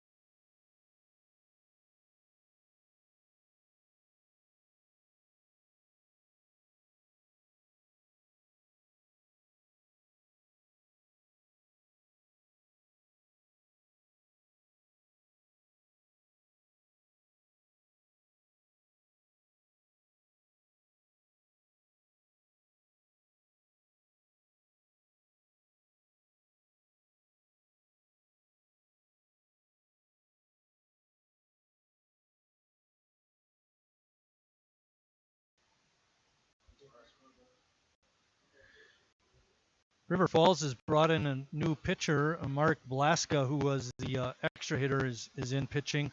We'll get you Jake Larson's numbers a little bit later. We're talking to Scott Stengel. And Scott, you mentioned about some new positions and new board members. Why don't you mention who that new board member was? And I remember we had a Zoom meeting a couple months ago. I was in Arizona, so it's kind of cool to be able to connect that way. But anyway, talk about him. Yeah, as you know, Marty, you're on our nominating committee for our board. What a loser. as Denny Hare and Denny Moyer is, and our executive Andrew. But yeah, our new bylaws have created a board of 7 to 13 members, where in the past we've only had 4 members on the board. And the objective there is to bring board members from the community as a whole, to bring local people, business people who have different skills and expertise that they could give to the club. And our first one is Kevin Mock, who is Vice President of Banking at Bank First, one of our major sponsors. And Kevin's a really sharp young guy, and he's here helping, not only helping with our banking, but he's also helping at the ballpark where we need help. And we, in our nominating committee, as you know, because you sat in the meetings, we've identified a number of other people that we'd like to see on the board. And we're going to have board members that have marketing skills, accounting skills, banking with Kevin, social media, maybe personnel, HR experience that'll really enhance the overall growth and strategy of the organization. You mentioned about turnover in terms of board members, and Denny and you, of course, have far exceeded your term limits. You're no longer president, or will be in shortly. What happens to Denny in that general manager's role? Because he really gathers the players and is so instrumental. You can't get rid of him. Right, we're not going to get rid of Denny.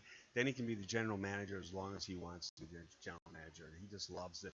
Our objective when we started this whole transition, and this transition's been going on for about 4 or 5 years, was to try to take as much of the burden of club operations off Denny, so he could focus completely on baseball, just baseball. Tim, his son, is the manager, recruiting the teams, setting up games, umpires, and just baseball. Not have to worry about who's going to be selling concessions or in the ticket booth, or how is the finances going, or where are we going to get money to do this or a project that we've got going on. So Denny is the general manager as long as he wants to be the general manager, and we've got a great setup now, right, with Denny as the general manager and Tim, his son, as our field manager. One of the things that we mentioned when we were in the break was the club of 1963 is not the same club it is currently or will be probably in 2030. You talked a little bit about some of the changes. What are some other things that you see happening with the club down the road? Well, I really do think that, wow, you almost got hit. We lead and hit batters 3-1, by the way. We do. I really do see the more paid staff. We've gotten to the point where we have so many opportunities to generate more revenue. We just need the people that have the expertise and the position to do it. So I see eventually having a marketing director as well as an executive director, and then the marketing director would drive, season ticket sales, promotions, use of the deck, group outings, birthday party like we have tonight. That's a first for us. It's a really great event, and they're really, really happy, the parents of Mason. Those types of things, that's the way we're going to grow. We have to move this organization from just a baseball-only organization to an entertainment destination in Sheboygan County. One of the things that happens, I know we're, I don't know the numbers and the exact classification, but we're supposed to be nonprofit. Is that right? Long drive by Harry down the left field line. It's gone. A 3-run homer for Harry Stelt, his 8th of the year. It's now 12-6.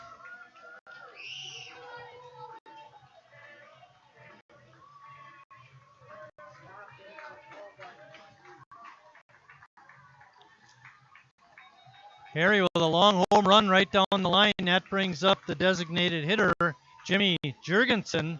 Jurgensen steps in. He's 0 for 2. overdue in this ball game.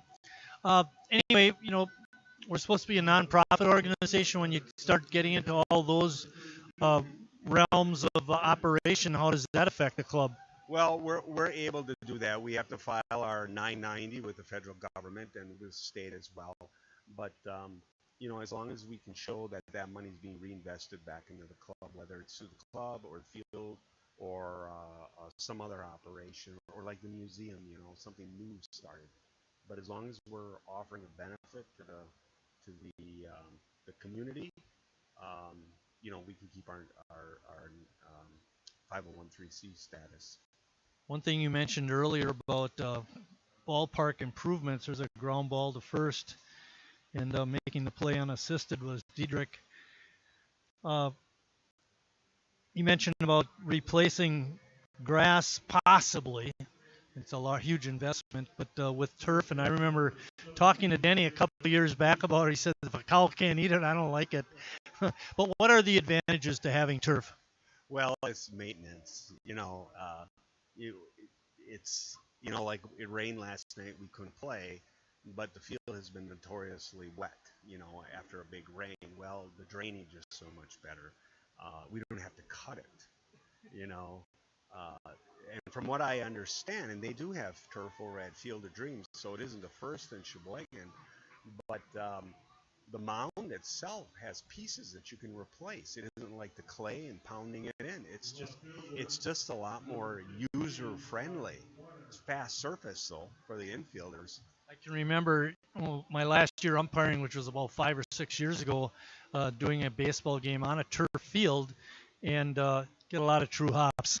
But it is quicker. The ball comes at you faster. Yeah, and they've got all those like rubber little things, and you have to replace those once in a while. But outside of that, there's really no maintenance. It just lasts and lasts and lasts. I mean, if we're not watering, or if you get a bad weed, or if you get some winter, kill, then you've got a maintenance issue.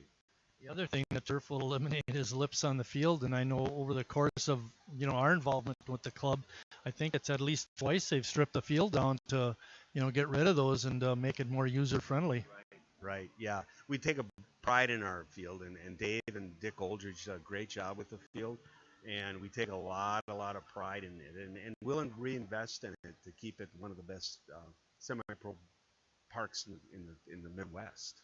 But the turf would eliminate some of that expense, even though initially it'd be very costly. But especially the drainage part of it. We get a big rains night, and there's been times we had to call the next day off because it was just too wet to play, and the drainage would be wonderful. Well, Scott, I really appreciate you coming up here and talking, and I appreciate the suggestion. You got to get me and Andrew and Denny up here and do a little interview, and you're number one. Yeah, there's one other thing that I'd like to mention. I'm going to mention it to the alumni group tomorrow. Is one other thing I'd like to see put in place before I leave the presidency, and that is to create a new wing of the Sheboygan Hall of Fame for volunteers. So I want to create a wing to the Sheboygan A's Hall of Fame. Right now it's all players, and create a new wing that would be volunteers. And the first one, I got Donna Moyer and Betty Zeikert, and I know there's many more that came before me that were wonderful, great volunteers that gave a lot. Snipe Van Bagel gave to the club, and I would like to see those volunteers getting recognized and be put in. I think that's an outstanding idea. Yeah, I think it's long overdue. Okay, anything else? No. Thanks, Marty, and thanks for doing this. I think this is wonderful, and I from what I understand, our tech guy sitting over there has got a bunch of new equipment he's going to start playing with one of these days, so that'll be fun. Yeah, we're all trying to learn it. Thanks a lot, Scott. Thanks, Marty. Yeah. All righty, back to the ball game. Jimmy Jurgensen down at first.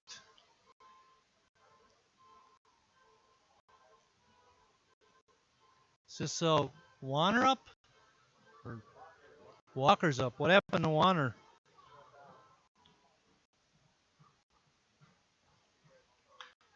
There's a drive out to center field.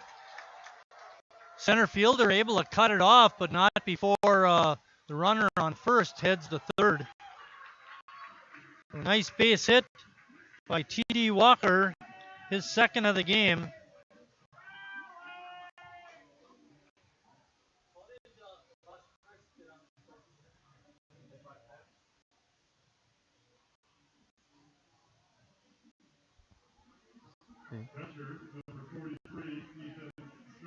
That brings up Ethan Scherg. So we have 2 outs. Runners on at first and third. The score is 12-5. Hit by Scherg could get us to within 6.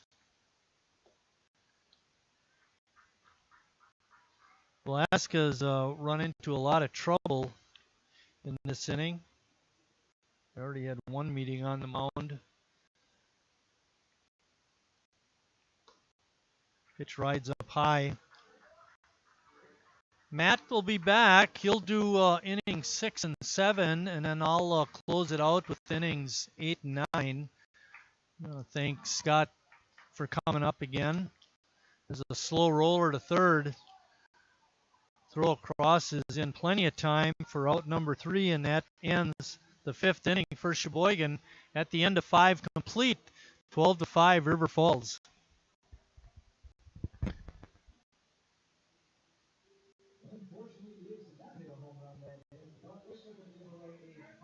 They did hit a 3-run homer.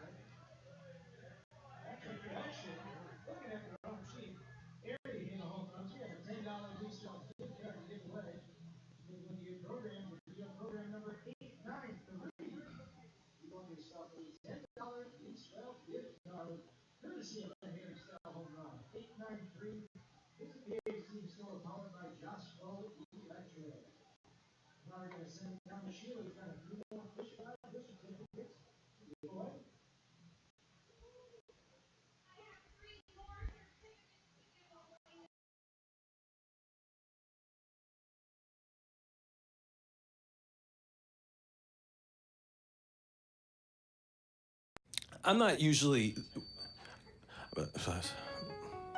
I've never really been into this sappy, corny, mushy garbage. You know what? I'm going for it. You are completely and utterly... Awesome.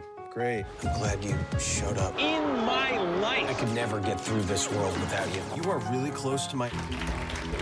Heart! I think I'm about to cry. You better not. Every single time I... Get down, get down! There you are. You always have... My back, my back! I'm so glad you're alive. It's like all these tiny little things. Yes, things. Are serious and kind of important. You gotta hold it like a baby bird. And please be quiet. Listen. You hear that? That's a little something I like to call friendship.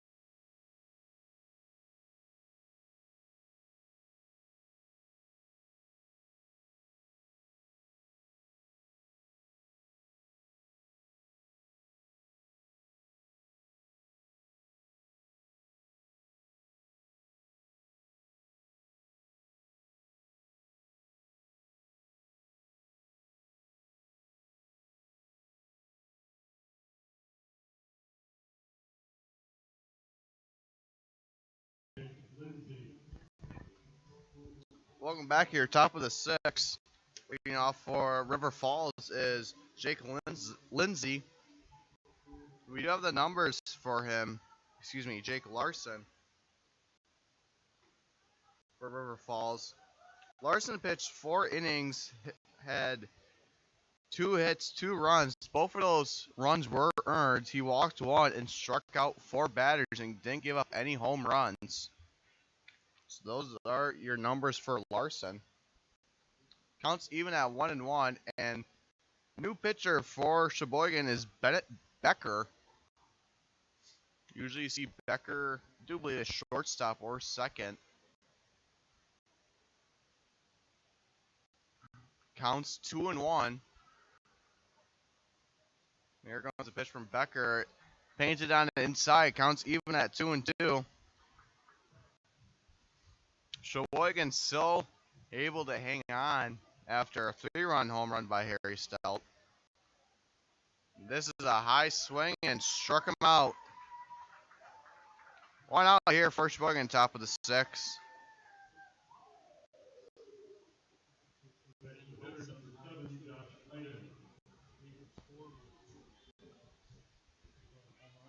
We also do have Ben Wilson's numbers.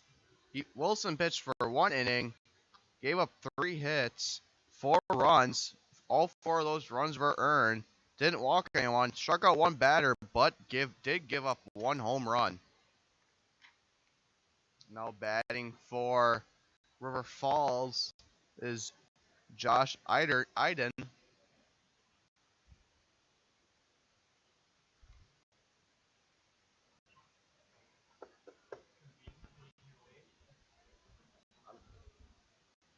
I'm trying to get my contactor focused in. It's not moving to its spot.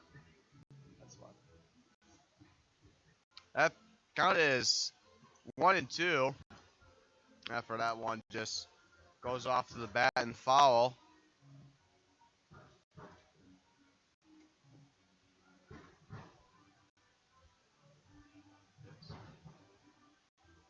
Now Becker comes set, now winds up, now delivers, and strikes him out for strike number 3, and that's already 2 outs for Sheboygan. And now batting for River Falls is Jackson Larson. Larson was the one who had the home run, and he's 2 for 3. Here comes the pitch from Becker for a strike. Counts 0-1.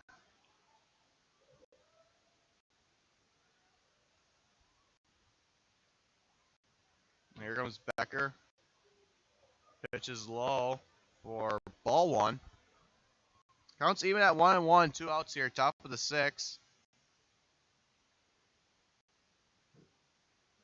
Becker winds up and now delivers for strike 2.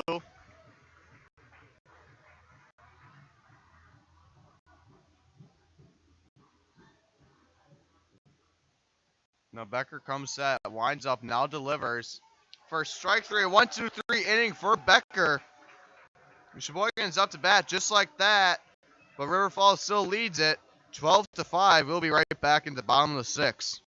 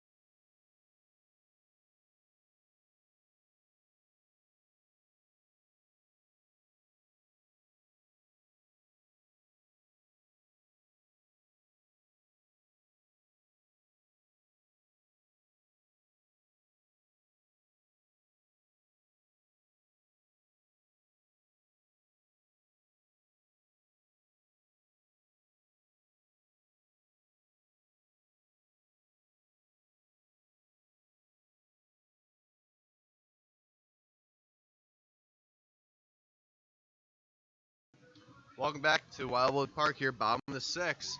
Leading off first Sheboygan is JT Reed. And also, River Falls had changed up their pitchers. Now pitching for River Falls is Matt Bacon. We do have the numbers for Mark Blaska. Blaska pitched 1 inning, gave up 2 hits and 3 runs. All 3 runs were earned. Walked 1 batter, didn't strike out anyone, and didn't give up a home run. Now here comes the pitch from Bacon. This is a nice ball hit into left, but a sliding grab by the left fielder makes it 1 out. Give him props to that. Slid into style and they caught it.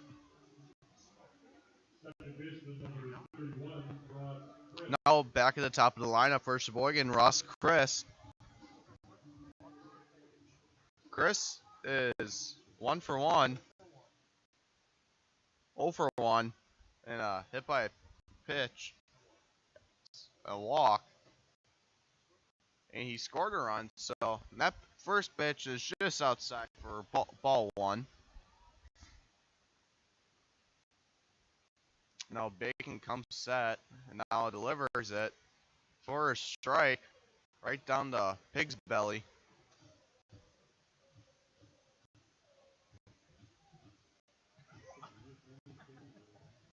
I gotta make bacon jokes. Pitch is high for ball 2. Did that pig's belly have something to do with the name of the pitcher? Yes. And here comes one. And this one's drops it right into right field. And a base hit for Chris.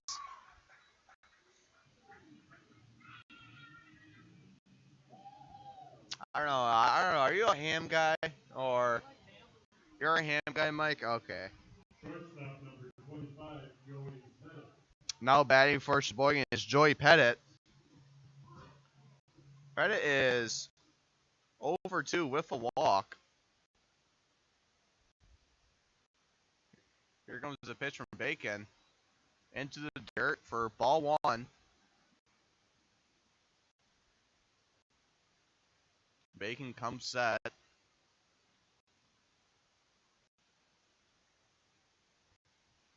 Now winds up, now delivers for a wild pitch. And Chris will advance to second. We had a wild boar there with Bacon.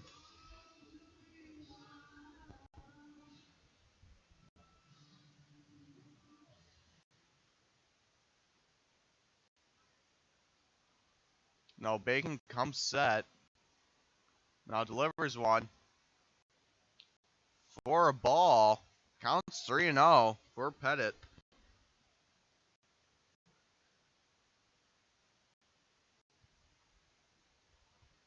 Bacon gets set and now delivers.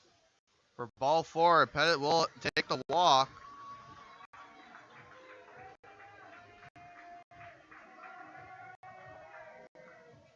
And now Harry Stout coming up after a 3-run home run to keep Sheboygan in the game. First baseman number 19, Harry Stout.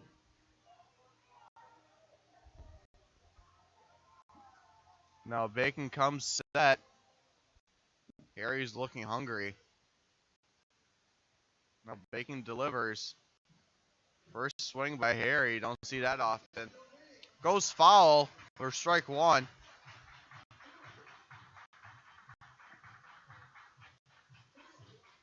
The Bacon is set.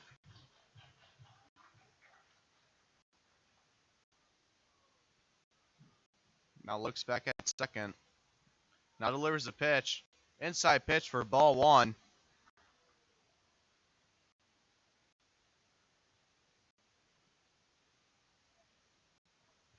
Now Bacon comes set on the mound. Yeah, Pettit at first and Chris at second. Inside pitch for another ball. Harry just watched that one go by. Thankfully, it was a ball. Now Bacon looks at second. This one's ripped into center field. and comes up with the grab. 2 outs.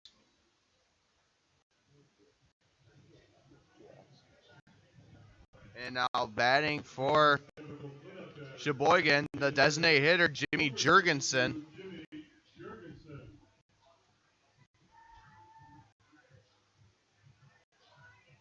Sheboygan looking to add some more runs to their score. Dead calm. Breaking ball just outside for ball 1.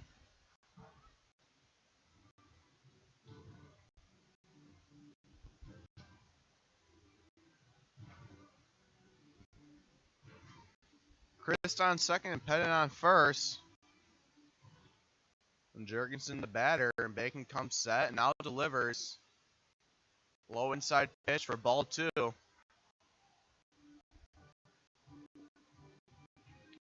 We've been seeing quite a few of those where the catcher hasn't thrown the ball back to the pitcher. I think it's the second time with this pitcher or catcher and quite a bit from Sherg. Now here comes a pitch, and this one's popped up. Now shortstop calls it for out number 3. And when we come back in the top of the 7th, never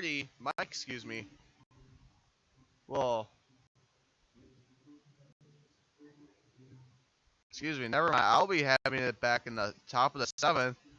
River Falls leads it 12-5. We'll be right back.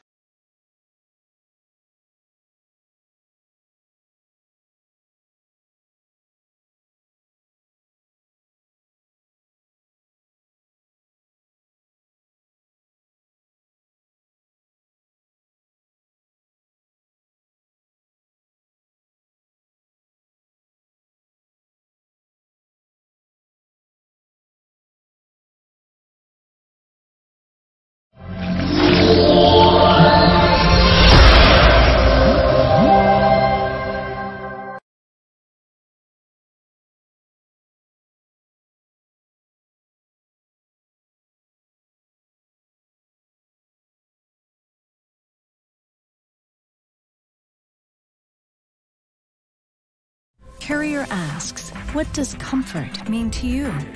We know it means more than just the temperature. And the people who invented modern air conditioning keep inventing new ways to make you comfortable. Carrier, turn to the experts. For your heating and cooling needs, call Advanced Comfort Systems, Sheboygan's only Carrier. I'm not usually... I've never really been into this sappy, corny, mushy garbage. You know what? I'm going for it. You are...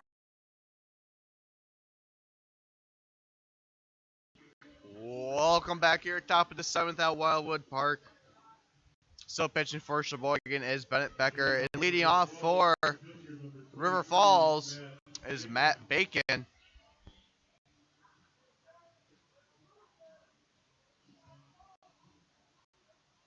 Sheboygan trails by 7. Now Becker winds up, now delivers for strike 1.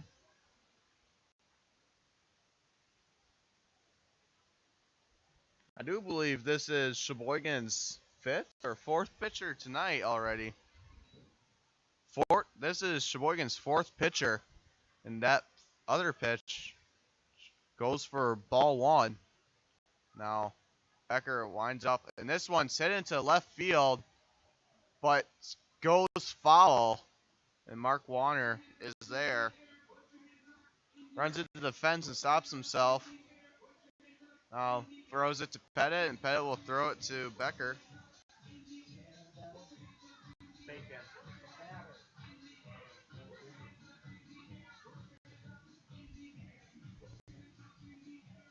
Counts 1-2 for Bacon. Now Becker winds up, now delivers. Tries to paint that higher outside corner, but can't get it for ball 2. Becker comes set. Now winds up and delivers. This one's ripped into left field. Base hit for Bacon. That's Bacon's first hit of the game. And now batting for River Falls, extra hitter Mac Blaschka.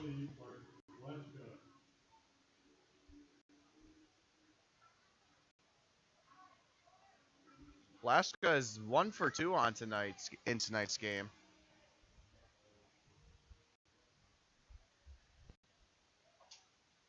First pitch is high and outside for ball 1.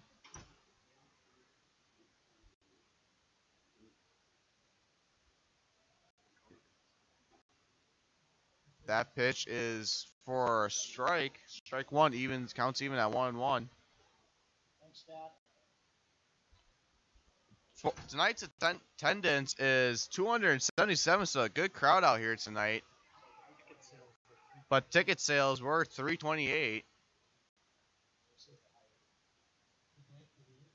It is a good night for the A's indeed. This one's ripped to second, looking for the double play. Gets it to second, makes it to first for the double play. Just like that, Sheboygan has 2 outs on River Falls. Shortstop number 10, Ty Denzer. And now batting for River Falls is Ty Denzer. Denzer is 2 for 2. Swing and miss from Denzer.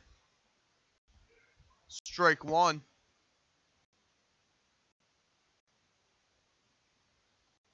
Now Becker comes set, now winds up and now delivers the pitch. Pitch low for ball 1.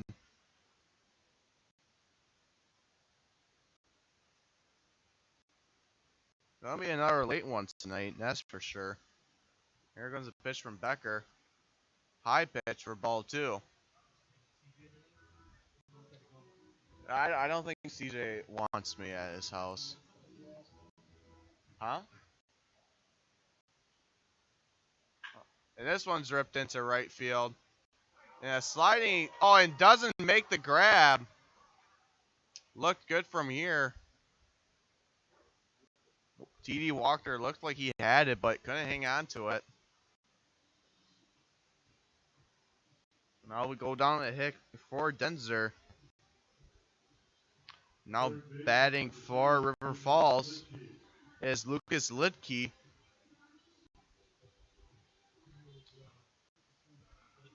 Lidke is 2 for 3 with a double. First pitch by Becker is a strike. Lidke also has 2 RBIs in tonight's game. Here comes the pitch from Becker, and this one's ripped right to second. Easy play. Nice toss to Pettit.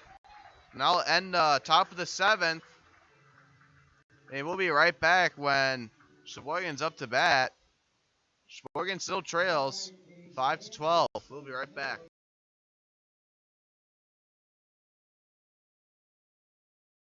I'm not usually... I've never really been into this sappy, corny, mushy garbage. You know what? I'm going for it. You are completely and utterly... Awesome. Great. I'm glad you showed up. In my life. I could never get through this world without you. You are really close to my... Heart! I think I'm about to cry. You better not. Every single time I... Get down, get down! There you are. You always have... My back, my back! I'm so glad you're alive. It's like all these tiny little things. Yes, things are serious and kind of important. You gotta hold it like a baby bird. And please be quiet. Listen, you hear that?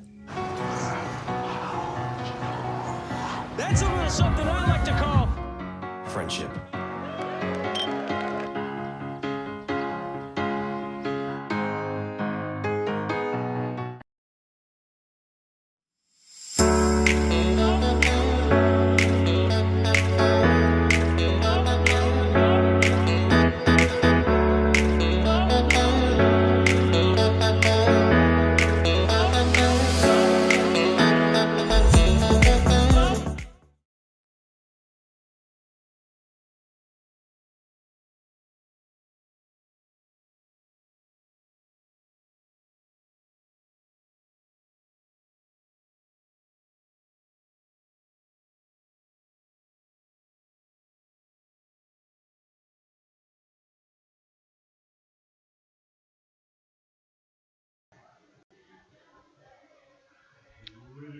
welcome back here to Sheboygan, Wisconsin. Batting for Sheboygan, leading off the bottom of the seventh, is Jacob Neese. Inside pitch. And now counts 0-1. 1-0, excuse me. This one's fouled back. Now counts even at 1-1 for Jacob Neese. Neese is the third baseman.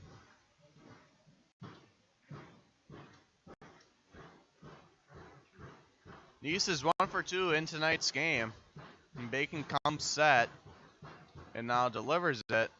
Breaking ball for a strike. Counts 1-2.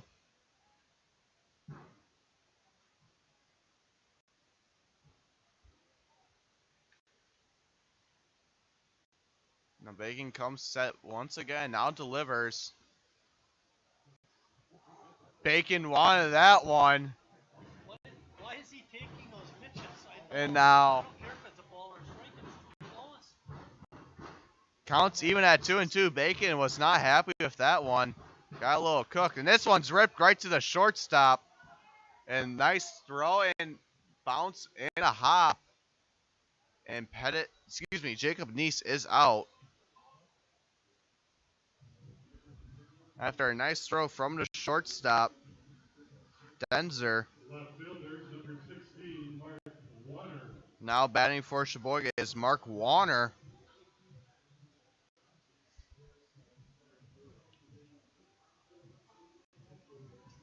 Warner's 0 for 2 in tonight's game. Let's see if he can change that with this at bat. Bacon is set. Now delivers. Warner does the matrix to avoid getting hit. Counts 1-0.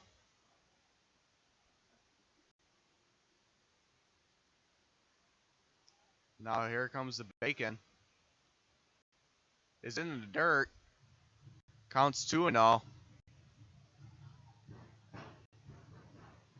We have very one energetic fan out there at least. It is currently, looks like going. Hits off the wall. A nice double from Mark Warner.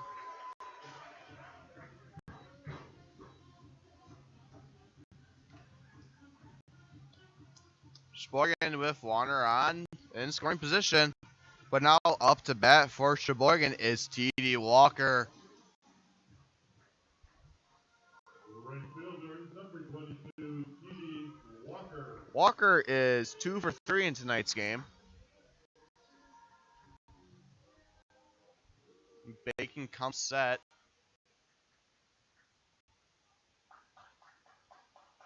Now delivers for a strike right down the pig's belly.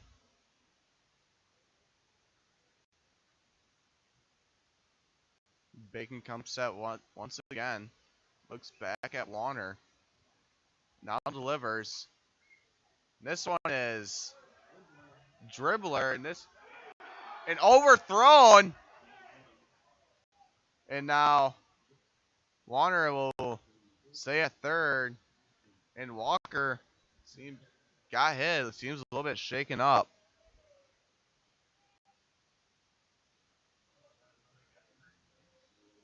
Now, hopefully Walker is okay. He is standing.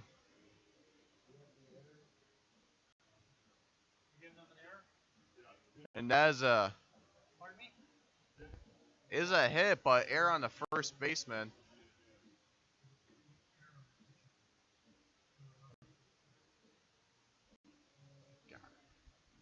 Now, Actually, that should not be here.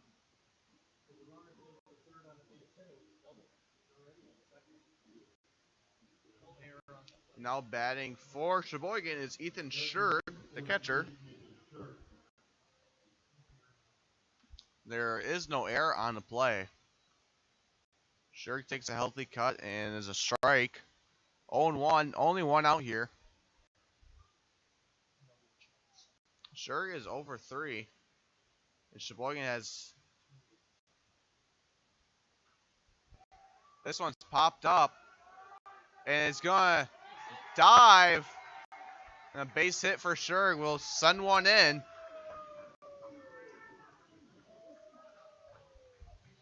Slowly but surely, Sheboygan's coming back. 12-6, River Falls. And 3 straight hits for Sheboygan.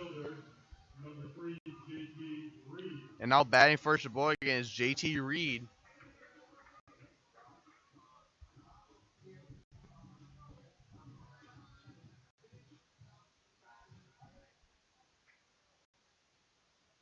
You have Walker on second and Shurg on first. Bacon comes set, now delivers. Inside pitch for ball 1.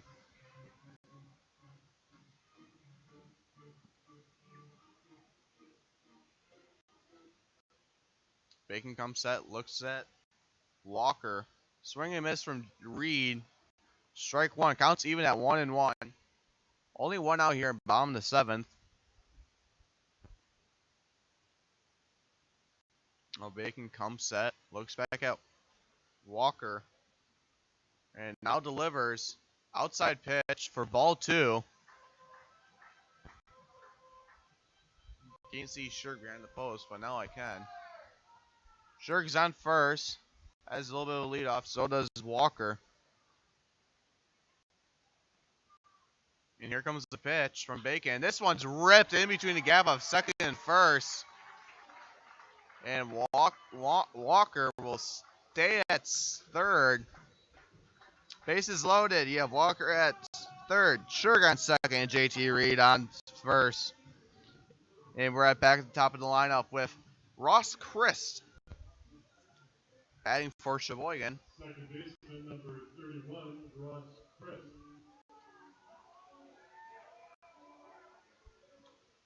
Chris is 1 for 1 with a walk and a hit by pitch. Oh, Bacon comes set. This one's ripped into right field. And it gets down. 1 run comes in, and that sure don't know what he's doing. And 2 scored, and not 3.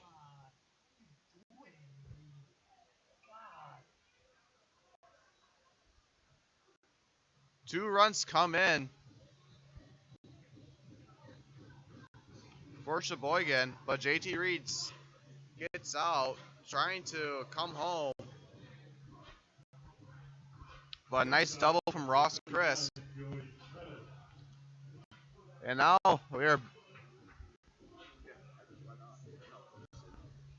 batting for Sheboygan is Joey Pettit. And just like that, it's a 4-run game.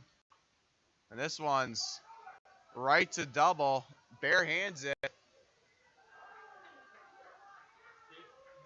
And safe for an infield hit. And Chris is on third.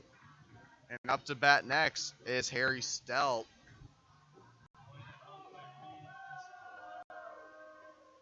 First baseman number 19, Harry Stelp. Harry Stelp has a long home run for Sheboygan. Sheboygan coming alive in these later innings. Was down by 7, now down by 4.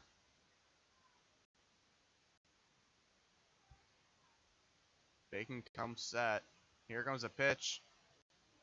Low pitch for ball 1. I do believe that's 5 straight hits for Sheboygan? Or 6? 6 straight hits for Sheboygan. Pitch is low and outside for ball 2.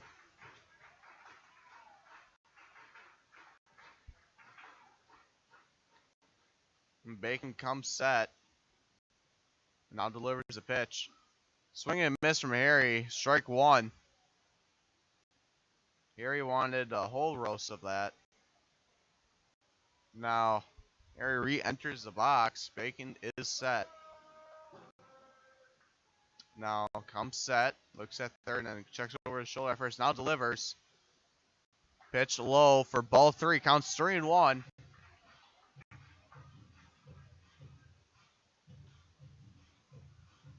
Bacon is set. Looks around.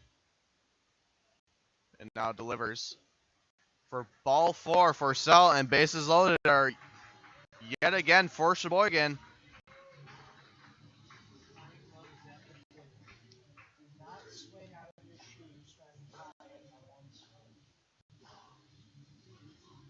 Now quick infield meeting.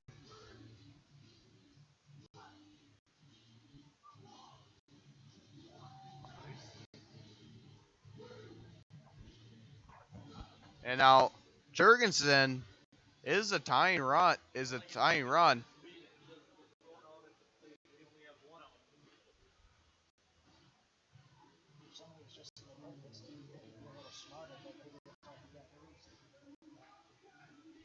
Oh, batting for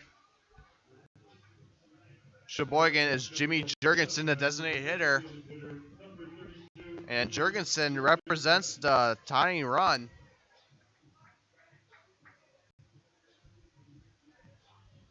Oh, Bacon is set. And this one is popped up. Foul in left field.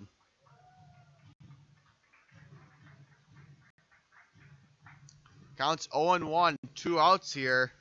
Costly out by JT Reed trying to come home. If JT Reed wouldn't have gotten out at home, it stayed on third. Only be 1 out.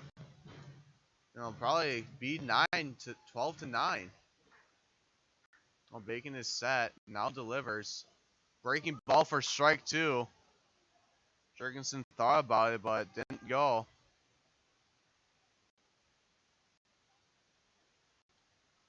Counts 0-2 for Jurgensen. Now Bacon comes set. Now delivers. Pitch out, breaking ball outside for a ball. Counts 1-2 of 2 outs. After this inning, Mike will take you through the last 2 innings, the 8th and 9th inning. And this one's fouled right into the A's bullpen. Line drive, foul ball. Counts still 1-2. Jurgensen still hanging on. Bacon comes set. Now winds up, delivers. Foul ball yet again for Jurgensen.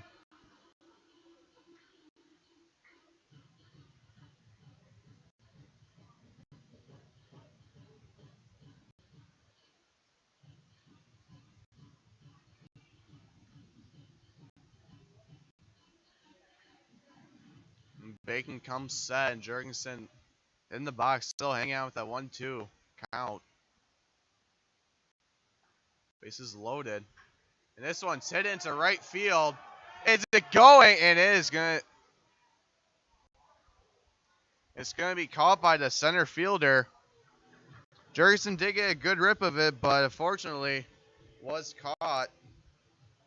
And that leaves all runners on base for Sheboygan. Next, Mike will take you through the rest of the game. And we'll be right back in the top of the 8th when River Falls leads off the inning.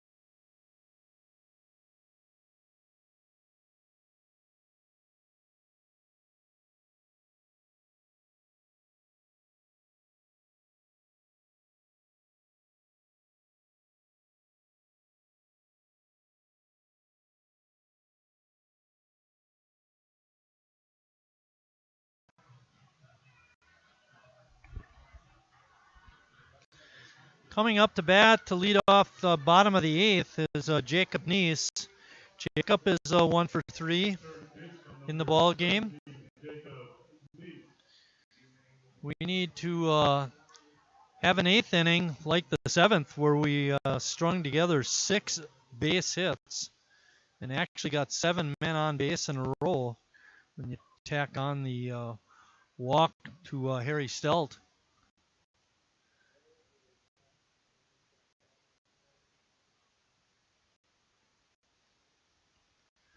Bacon delivers, and that pitch is a ball. Evens the count at 1-1.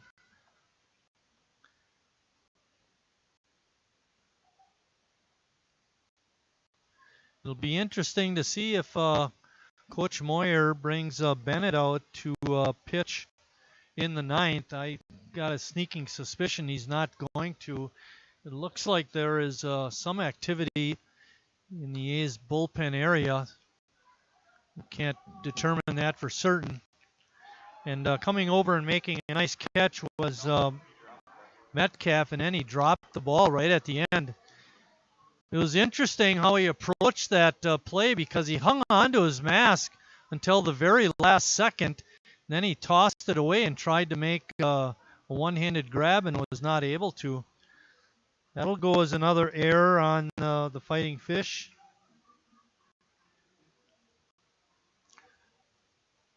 They have 4 on the night.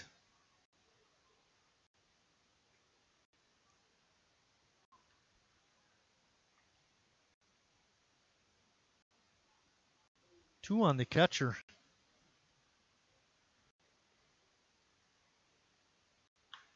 There's a line drive out the center field, but catcher, the center fielder makes the catch for the out. So also checking Sheboygan's pitching stats, and of the 13 runs that River Falls has scored, 12 of them have been earned. The only one that was not earned was Bennett Becker's run that he allowed in the top of the eighth. Remember, there was a foul ball that was dropped, and then he wound up walking that batter, and that batter wound up scoring, so that makes that an unearned run. For Sheboygan, I'd have to do some calculating. Pretty sure all of their runs are earned, even though there's been all those errors. Another catch made out there by Libren. And that brings up Walker. Walker having a nice night. He's 3 for 4. Scored a couple runs, has an RBI. One of his hits is a double. Bacon settling down. He didn't have such a good 7th inning, but he's come back pretty well here in the 8th.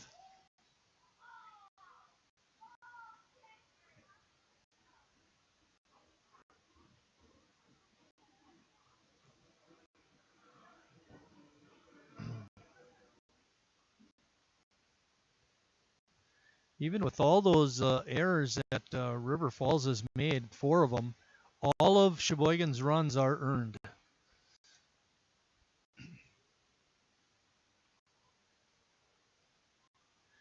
One and one is a count to Walker. Calls that one straight back. Waiting on deck is Ethan Scherg.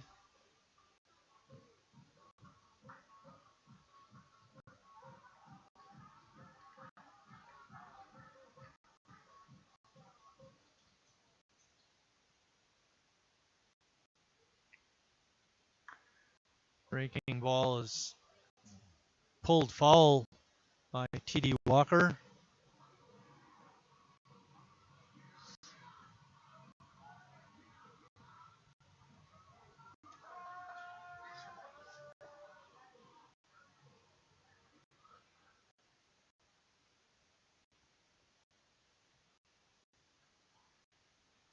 Pitch is in the dirt for a ball, evens the count at 2-2.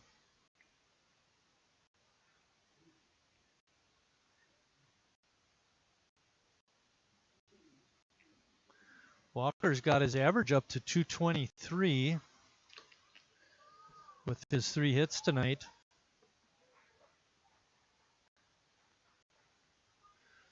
Okay, never too late. Get a 2-out rally, boys. Ball is just out of reach of Bacon, but the throw by the second baseman is in time, and that ends the bottom of the 8th. And after 8 complete, River Falls on top, 13-8.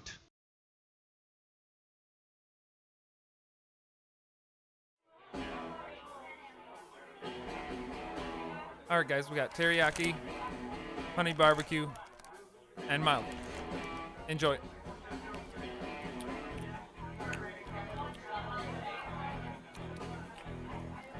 All right, DOA wings, hottest on the menu.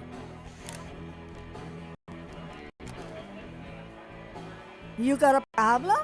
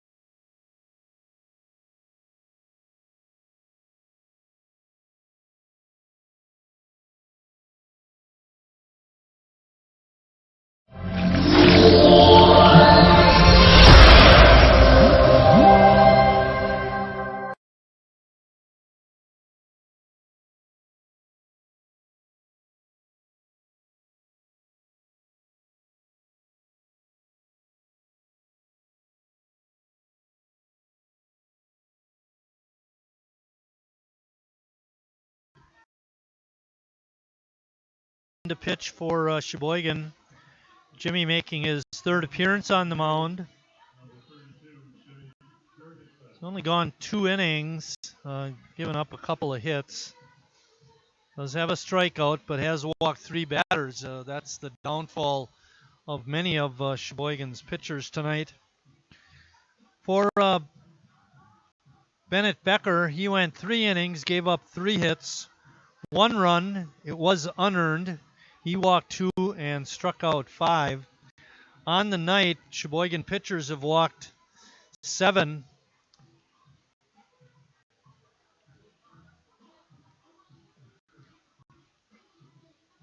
Leading off for River Falls, pitcher number 23, Matt Bacon. River Falls pitchers have only walked 3 Sheboygan batters. Matt Bacon, the pitcher, is up. Bacon started his night at second base and then came on to pitch in the 6th inning and has gone 2 innings so far. Went the 7th and 8th. I think he'll probably just stay in and pitch the 9th. We'll have to wait and see. Jurgensen's first pitch is a strike. That's a good start.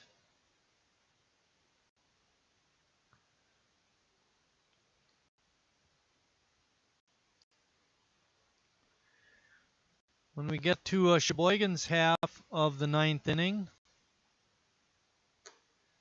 they'll have Scherg, Reed, and then Christ.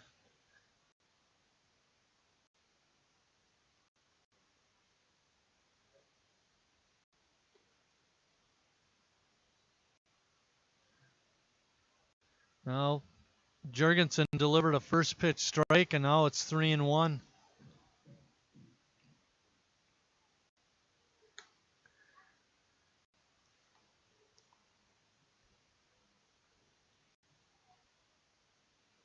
That strike makes the count 3-2. And Jurgensen really trying to pump that fastball in there and not throwing strikes. That brings up Mark Blaschka. Blaschka started his night as the extra hitter, batting in the 10th spot. He did see an inning of work on the mound. Now he's back to being the extra hitter.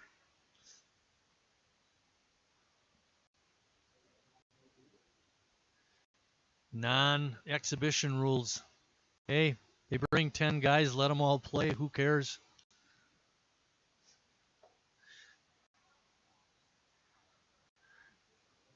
Yeah, Bill's saying they drove a long way. They certainly did. When Scott was up here, he said he thought they were going to play Little Shoot tomorrow. Well,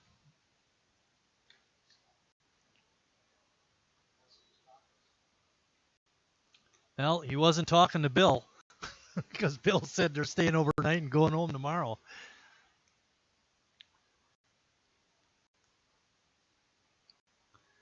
Breaking ball for strike 3. That was a good pitch by Jimmy. And that brings up Ty Denzer. Denzer's had a really nice night. He's 3 for 3 with a walk and a hit by pitch. He's scored 3 runs. The only thing he doesn't have is a RBI.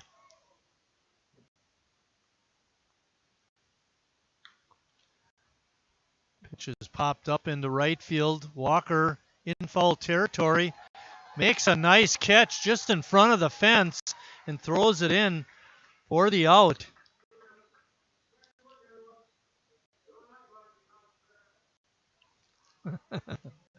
That brings up the third baseman, Lucas Litke.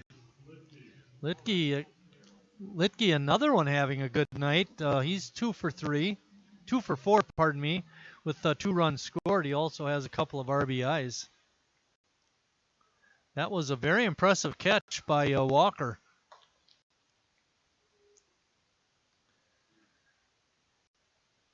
Long run from just about straightaway right field, and caught it just on the warning track, just in front of the fence. Bouncing ball in the hole at short. Pettit able to get his glove on it, but wasn't able to make a play. That'll go as an infield hit.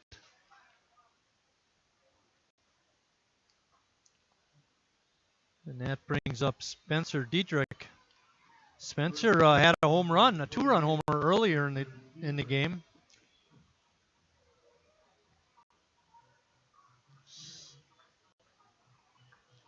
Score is 13-8.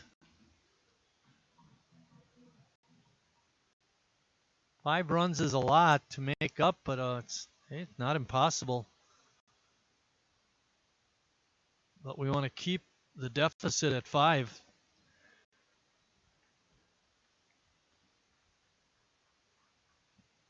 River Falls Fighting Fish have runners on first and second. Their number 3 hitter up, Dietrich. Jurgensen's fastball is popped up. Neese calling for it and makes the grab. And that ends the top of the 9th. When we come back, it'll be Sheboygan's turn to try and get the tie up the ball game or take the lead. Right now it's 13-8 River Falls.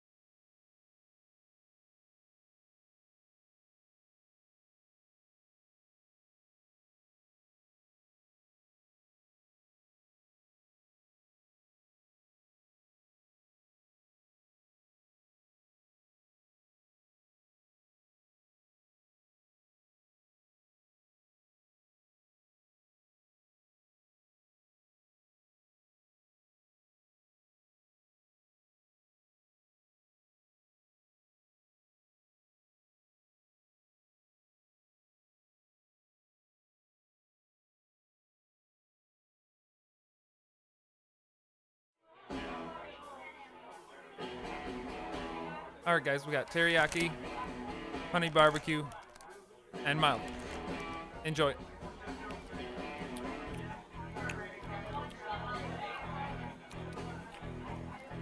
All right, DOA wings, hottest on the menu.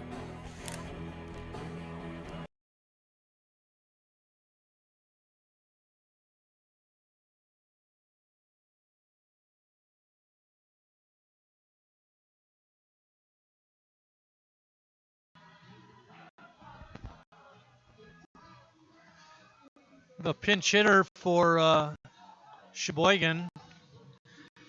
It'll be Cole Erickson. Erickson on the season is 6 for 20, hitting an even 300. Matt Bacon staying in the ball game for the Fighting Fish. If everything stands the way it is right now, Bacon will get credit for the win, and Phil Schmidt would pick up the loss.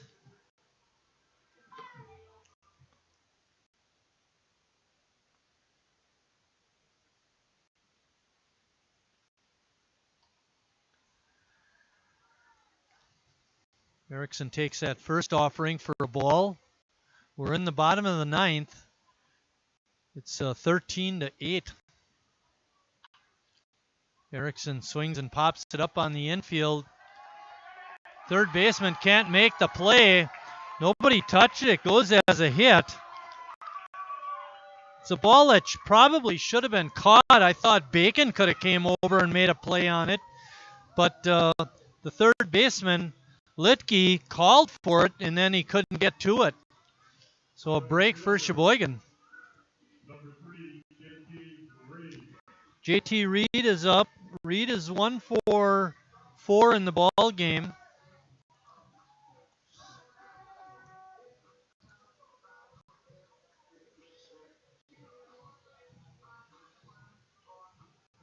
So a little excuse me hit for Erickson, but he'll take it, and so will Sheboygan. We need base runners. Reed offers at that first pitch and swings and misses. But like we talked about earlier, 11 runners left on base just isn't going to win you a lot of ball games. So once we get them on, we got to get them home. Reed with a good eye there takes a ball. It evens the count at 1-1. Waiting on deck is Ross Christ. Christ has had hits his last 2 trips to the plate. Bouncing ball up the middle. They're going to get a force at second, but Reed will reach on a fielder's choice. Ball was hit in a good spot for River Falls, but not for Sheboygan. Second baseman number 31, Ross Christ.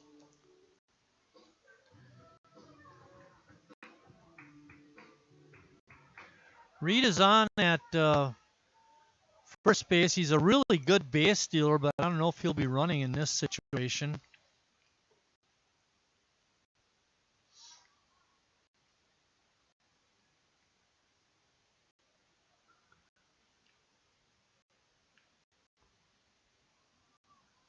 Bacon comes set and delivers. Ball. Reed stealing. And he's in there with a stolen base.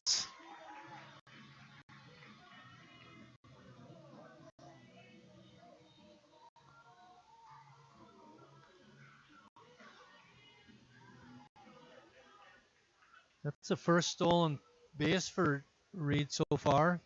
He's going to try and steal third. And he does that too. In my humble opinion, those stolen bases don't mean anything. They only risk getting thrown out, and I'm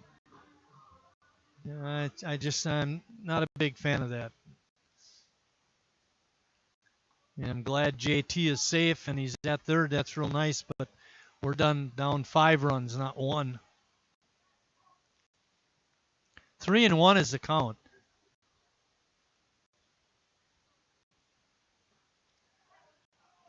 Ross thought it was ball 4, but umpire Paul Grauman didn't see it that way, and now the count is 3-2. Yeah, Ross would rather get a base hit than walk anyway. Got under that one and pops it up on the infield. The shortstop dropped the ball. Oh my. That's about as routine as they come.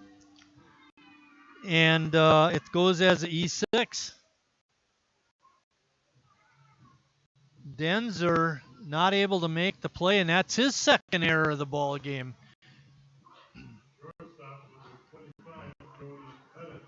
That brings up Joey Pettit. Joey has reached his last 3 times up, 2 via walk, 1 with a single. Chris on at first, Reed at third. The tying run is still in the dugout. Being down 5. Harry Stelt waiting on deck. And then the tying run, Jimmy Jurgensen in the hole.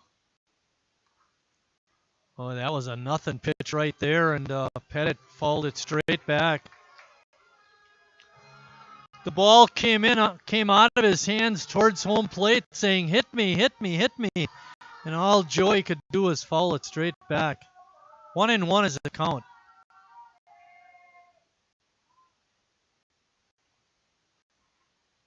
Breaking ball. That was a better pitch that time by Bacon, but Bacon hung in there, fouled it off.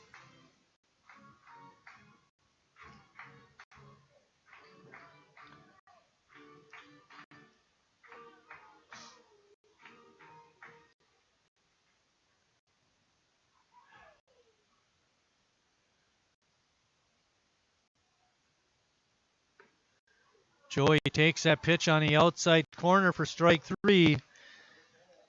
Can't be taking pitches that are that close and expect to get a call from the ump. You got to foul those off. There are now 2 outs, and Harry Stelt is up. Harry had a 3-run homer in the 5th inning, and he walked his last time up.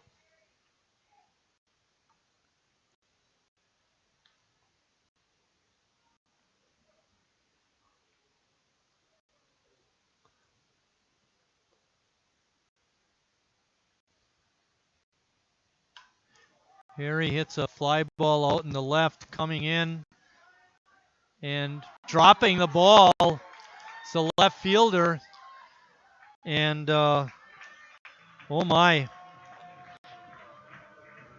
When you see plays like that, it just makes you wonder, why aren't we winning the ball game?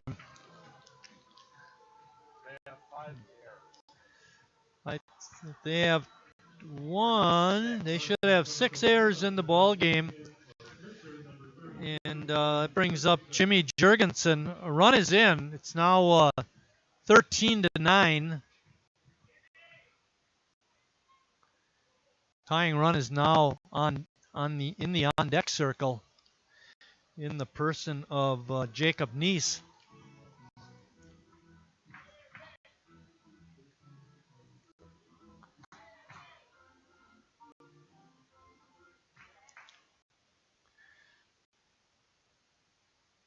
Jimmy takes that breaking pitch for a strike. Jimmy has had a tough night at the plate. He's 0 for 5. He has hit the ball every time. Hit a deep fly ball in the 7th that the center fielder made a nice play on. There's a drive to deep right. If it stays fair, it's out of here. Gone! A 3-run homer for Jimmy Jurgensen.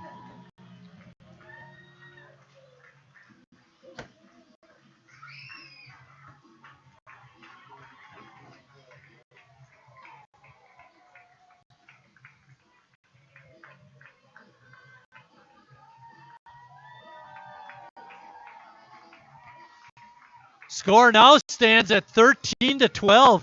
Oh, cry. And up next is Jacob Neese.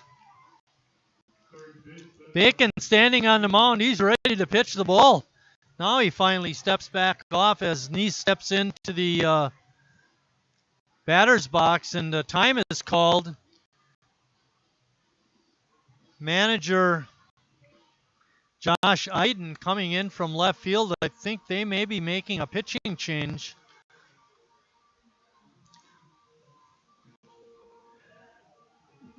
Bacon has not gotten any help from his fielders during his time on the hill. There have been 1, 2, 3 errors behind him, and Bacon is upset, and rightfully so.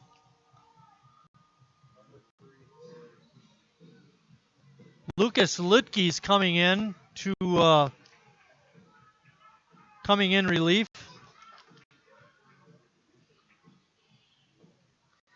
We're going to take a short break. When we come back, we'll tell you a little bit about Lutke. Very little.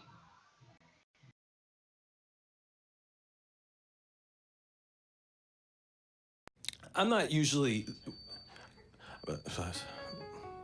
I've never really been into this sappy, corny, mushy garbage. You know what? I'm going for it. You are completely and utterly... Awesome. Great. I'm glad you showed up. In my life. I could never get through this world without you. You are really close to my... Heart! I think I'm about to cry. You better not. Every single time I... Get down! Get down! There you are. You always